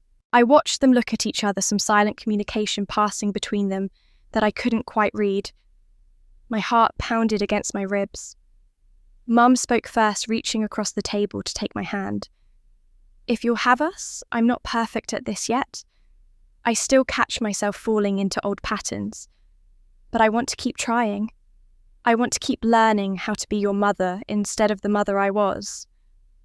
I've wasted 10 years, Dad said, his voice rough with emotion. I don't want to waste 10 more days or 10 more hours. I want to stay, Katie, if you'll let me. I turned to Michael, who was staring at his empty plate. When he looked up, his eyes were wet. Can I stay as a ranch manager? No salary, just room and board and a place to rebuild. I need to figure out who I am when I'm not the golden boy. And I think maybe I can do that here with you. I couldn't speak around the lump in my throat, so I just nodded. Yes to all of it. I have an idea, I managed finally. A ritual, something to mark this. An hour later, Mark arrived. I'd called him that morning, asked him to come for this. We gathered in the front yard with 5 small saplings I'd bought from the nursery the week before, preparing for this moment, even though I hadn't been sure it would come. We planted them in a row in front of the porch, each of us taking one. Dad dug the holes with steady hands. Michael and I positioned the young trees carefully. Mum packed soil around the roots with the tenderness of someone who understood how fragile new growth could be. When all 5 were planted, I brought out wooden stakes I'd prepared along with a permanent marker. Write your promise, I said, what you commit to doing differently. Dad went first, his handwriting shaky but clear. I promise to listen more than I lecture. Mum took longer, staring at the blank stake before finally writing, I promise to see Katie, not a ghost. Michael's was simple. I promise to be a brother, not a competitor. I wrote mine with tears blurring my vision. I promise to come home, not just for holidays, but whenever home needs me. Mark, standing slightly apart, wrote his own. I promise to remind you who you are when you forget. We pushed the stakes into the ground next to each sapling, these promises made visible, made permanent. Dad stood back and looked at the row of small trees barely 3 feet tall, their leaves trembling in the Montana breeze. These will take years to grow, he said. They'll need water, sunlight, patience. Some years they'll grow a lot, some years barely at all, and they might not all make it. Like a family, I said softly. Mum stepped beside me and took my hand. Like a second chance. We stood there together, the 5 of us looking at 5 small trees that represented something bigger than themselves. A commitment, a promise, a choice to keep trying, even when it was hard, even when we failed, even when old wounds tried to reopen. The ranch didn't feel like a fortress anymore. It felt like a home. 6 months later, those trees had grown a foot, and so had we. The community centre in Billings was packed on a Saturday afternoon in early spring, more than 200 people crammed into a space designed for half that many. They'd come for the official launch of the Second Chance Fund, the scholarship programme. Anna and I had spent 6 months building from the ground up. The $2 million I'd committed had grown to $3 million with additional donors, and we'd already awarded 47 scholarships to women who'd been betrayed by business partners and needed help starting over. I stood backstage with Anna, both of us nervous in our own ways. She'd moved out of the trailer park 3 months ago into a small apartment paid for by her role as co-founder of the fund. She looked different, now not just the new clothes and the confidence that came with meaningful work, but something deeper. She looked like someone who'd taken her pain and transformed it into purpose. Ready? I asked her. As I'll ever be. She squeezed my hand. Thank you for this, Katie, for all of it. I should be thanking you. You could have turned me away. You could have taken the money and told me to never contact you again. I thought about it, she admitted with a small smile. But then I realised that staying angry was just giving you more power over my life. This way, we both get to move forward. We walked onto the stage together to applause. I scanned the front row and saw my family, Mum, Dad, Michael, all dressed up and beaming with pride. Mark sat next to Michael, having driven up from his new modest house in Missoula. Seeing them all, there supporting something born from my worst mistake, made my throat tight with emotion. Anna spoke first. She approached the microphone with the poise of someone who'd spent 20 years in professional settings, even if the last 6 had been spent behind a grocery store cash register. 6 years ago, she began, her voice clear and strong. Katie Lewis took my idea and my future. She was my business partner, and when investors wouldn't back an older Asian woman, she took a deal that cut me out. I got $50,000. She eventually made $12 million. The room was silent, everyone leaning forward. She could have disappeared with that money, could have lived in her castle and never thought about me again. But instead, she came back. She took responsibility, and together we built this. Anna gestured to the banner behind us. This fund has helped 47 women restart their lives after betrayal. That's 47 lives that won't end where mine did, working minimum wage in a trailer park, wondering what could have been. Katie didn't erase what she did to me, but she's trying to prevent it from happening to others, and that matters. The applause was thunderous. I saw Mum crying in the front row, Dad's arm around her shoulders. Then Maria Rodriguez took the stage, one of our scholarship recipients. She was 29, a software developer who'd been betrayed by her co-founder last year. Last year, my business partner took our company and left me with $200,000 in debt. Maria said, her voice shaking slightly, but growing stronger, she continued. We'd spent 3 years building it together. I'd mortgaged my house, maxed out my credit cards, believed in our vision. Then she met with investors without me signed papers that gave her full control and pushed me out. I lost everything. She paused, gathering herself. I wanted to die. I'm not being dramatic. I actually wanted to die. I couldn't see how I'd ever recover. Then I found this fund, and it saved me. Not just with money, though that helped, but with the message that betrayal doesn't define you. How you rise after it does. Today, I have a new business. I have hope, and I have a commitment I make to every potential partner. I will never betray you the way I was betrayed, because I know what it costs. The applause was even louder this time. People were standing. Maria's eyes were wet with tears, but her smile was radiant. After the speeches, after the formal program ended, and people mingled with coffee and cookies, Maria found me in the crowd. She threw her arms around me in a hug that was fierce and genuine. "Thank you," she whispered. "Thank you for turning your mistake into my miracle." I hugged her back, thinking about how strange and wonderful it was that the worst thing I'd ever done had somehow become the seed for something good. Not redemption, exactly. I didn't think you could fully redeem betrayal. But transformation, maybe. Taking something ugly and using it to prevent future ugliness. Anna appeared at my shoulder after Maria left. She didn't say anything, just put her hand on my shoulder and squeezed gently. When I turned to look at her, she said quietly, "This is how you truly repay a debt, not with apologies or guilt, with action that matters."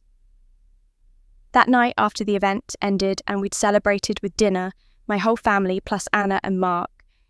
8 of us crowded around a table at a local restaurant, laughing and talking like we'd known each other for years instead of months. I drove back to the ranch exhausted but content. I was getting ready for bed when my phone rang. Unknown number. I almost didn't answer, but something made me pick up. "Hello? Is this Catherine Lewis, the castle owner? This is Sarah Chen from the New York Times." I sat down on my bed, heart pounding.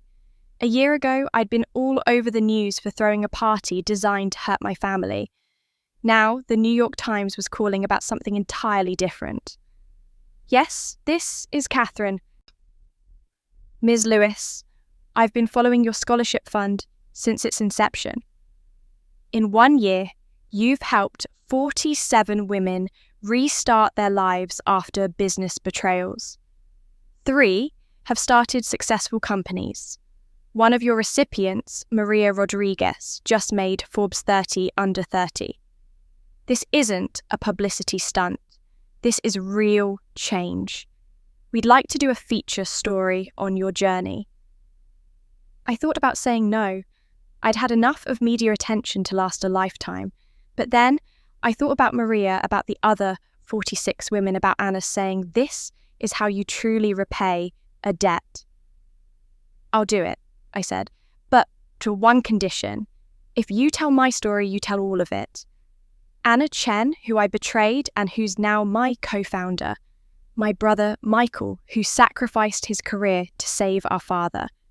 My parents, who loved imperfectly, but are learning to love better. If you want the full story, it has to include everyone." "That's exactly the story we want to tell," Sarah said. We scheduled the interview for the following week. After I hung up, I sat in the quiet of my room and marvelled at how different everything was from a year ago. The next morning, I woke to sounds I'd grown to love. Mum humming in the kitchen, off-key but cheerful. The creak of the porch rocker where Dad sat with his newspaper and coffee. Michael's voice talking to the horses as he fed them. Mark hammering outside, fixing a fence post that had come loose in last night's wind. Mark had bought a small house in town 3 months ago, but spent most days at the ranch helping Michael with maintenance, having dinner with us more often than not. He'd become part of our rebuilt family. I went downstairs. Mum was making pancakes and the kitchen smelled like butter and vanilla and home. Dad looked up from his paper and smiled. "Morning, Katie girl." "Morning, Dad." Michael came in from the barn boots, muddy hair, windswept, looking healthier than he had in years. Mark followed, wiping sawdust from his hands. We gathered around the table, the same table where we'd fumbled through that difficult first week. But now it was different. Now there was ease in our movements, warmth in our voices, genuine interest in each other's lives. Mum served pancakes and nobody got a bigger portion. We talked about our days, asked real questions, laughed at Dad's terrible puns. It was simple and ordinary and more valuable than any viral moment could ever be. I looked at the corner of the room, remembering the empty chair I'd placed there during my party. The one with the sign about absence being a choice. The chair that had been photographed thousands of times. It was long gone. I'd burned it months ago. And now, in its place at the table, sat Dad, solid and present, and actually listening when I talked. Mark noticed me staring and asked, "Whatever happened to that chair from your party, the empty one?" "I burned it," I said, "about 3 months ago. I realised I didn't need a reminder of who wasn't here anymore. I just needed to pay attention to who was." I looked around the table. I don't need to remember who's absent. I just need to cherish who's present. Mum reached over and squeezed my hand. Her eyes were wet, but she was smiling. Dad set down his newspaper and looked at each of us in turn. "Katie, I read something once, years ago, but I didn't understand it until now. It said, home isn't a place you go, it's when your heart forgives. I think we're all finally home." I looked around the table. At Mum, who was learning to see me instead of a ghost. At Michael, who'd stopped trying to be perfect and started trying to be real. At Dad, who'd found his voice and was using it to build instead of hide. At Mark, who'd shown all of us that redemption was possible if you were willing to do the work. "Yeah, Dad," I said, my voice thick with emotion. "We are." After breakfast, I walked out onto the porch and looked at the 5 trees we'd planted 7 months ago. They were taller now, their roots going deeper into Montana soil. Like us, they'd need years to reach their full height. Like us, they'd weather storms and seasons of slow growth. But they were growing. We were growing. My phone buzzed with a text from Anna. "Saw the NYT news. Proud of you. Lunch next week." I texted back, "Absolutely. And thank you for everything." I stood there on my porch looking at my property bathed in morning sunlight, my family moving around inside the house, those 5 small trees standing witness to promises we were keeping. And I thought about everything that had brought us here, the party that went viral, the secrets that were exposed, the pain we'd caused each other and the harder work of healing from it, They say you can't go home again, but maybe home was never a place I left. It was something I had to build, one apology, one truth, one forgiveness at a time. My castle isn't made of stone. It's made of second chances, and maybe that's the only kind of castle worth building. If you've made it this far, thank you for listening to Catherine's story. Sometimes the hardest journeys aren't about going somewhere new, but about finding your way back to where you belong. Catherine learned that revenge might feel satisfying in the moment, but it's redemption, forgiveness, and the courage to face your own mistakes that truly set you free. This story reminds us that families are complicated, that hurt people, and that sometimes the bravest thing you can do is admit you were wrong and try to make it right. Catherine didn't just build a castle with her $8 million. She built bridges back to the people she loved, even when those bridges seemed impossible to cross. What did you think of Catherine's journey?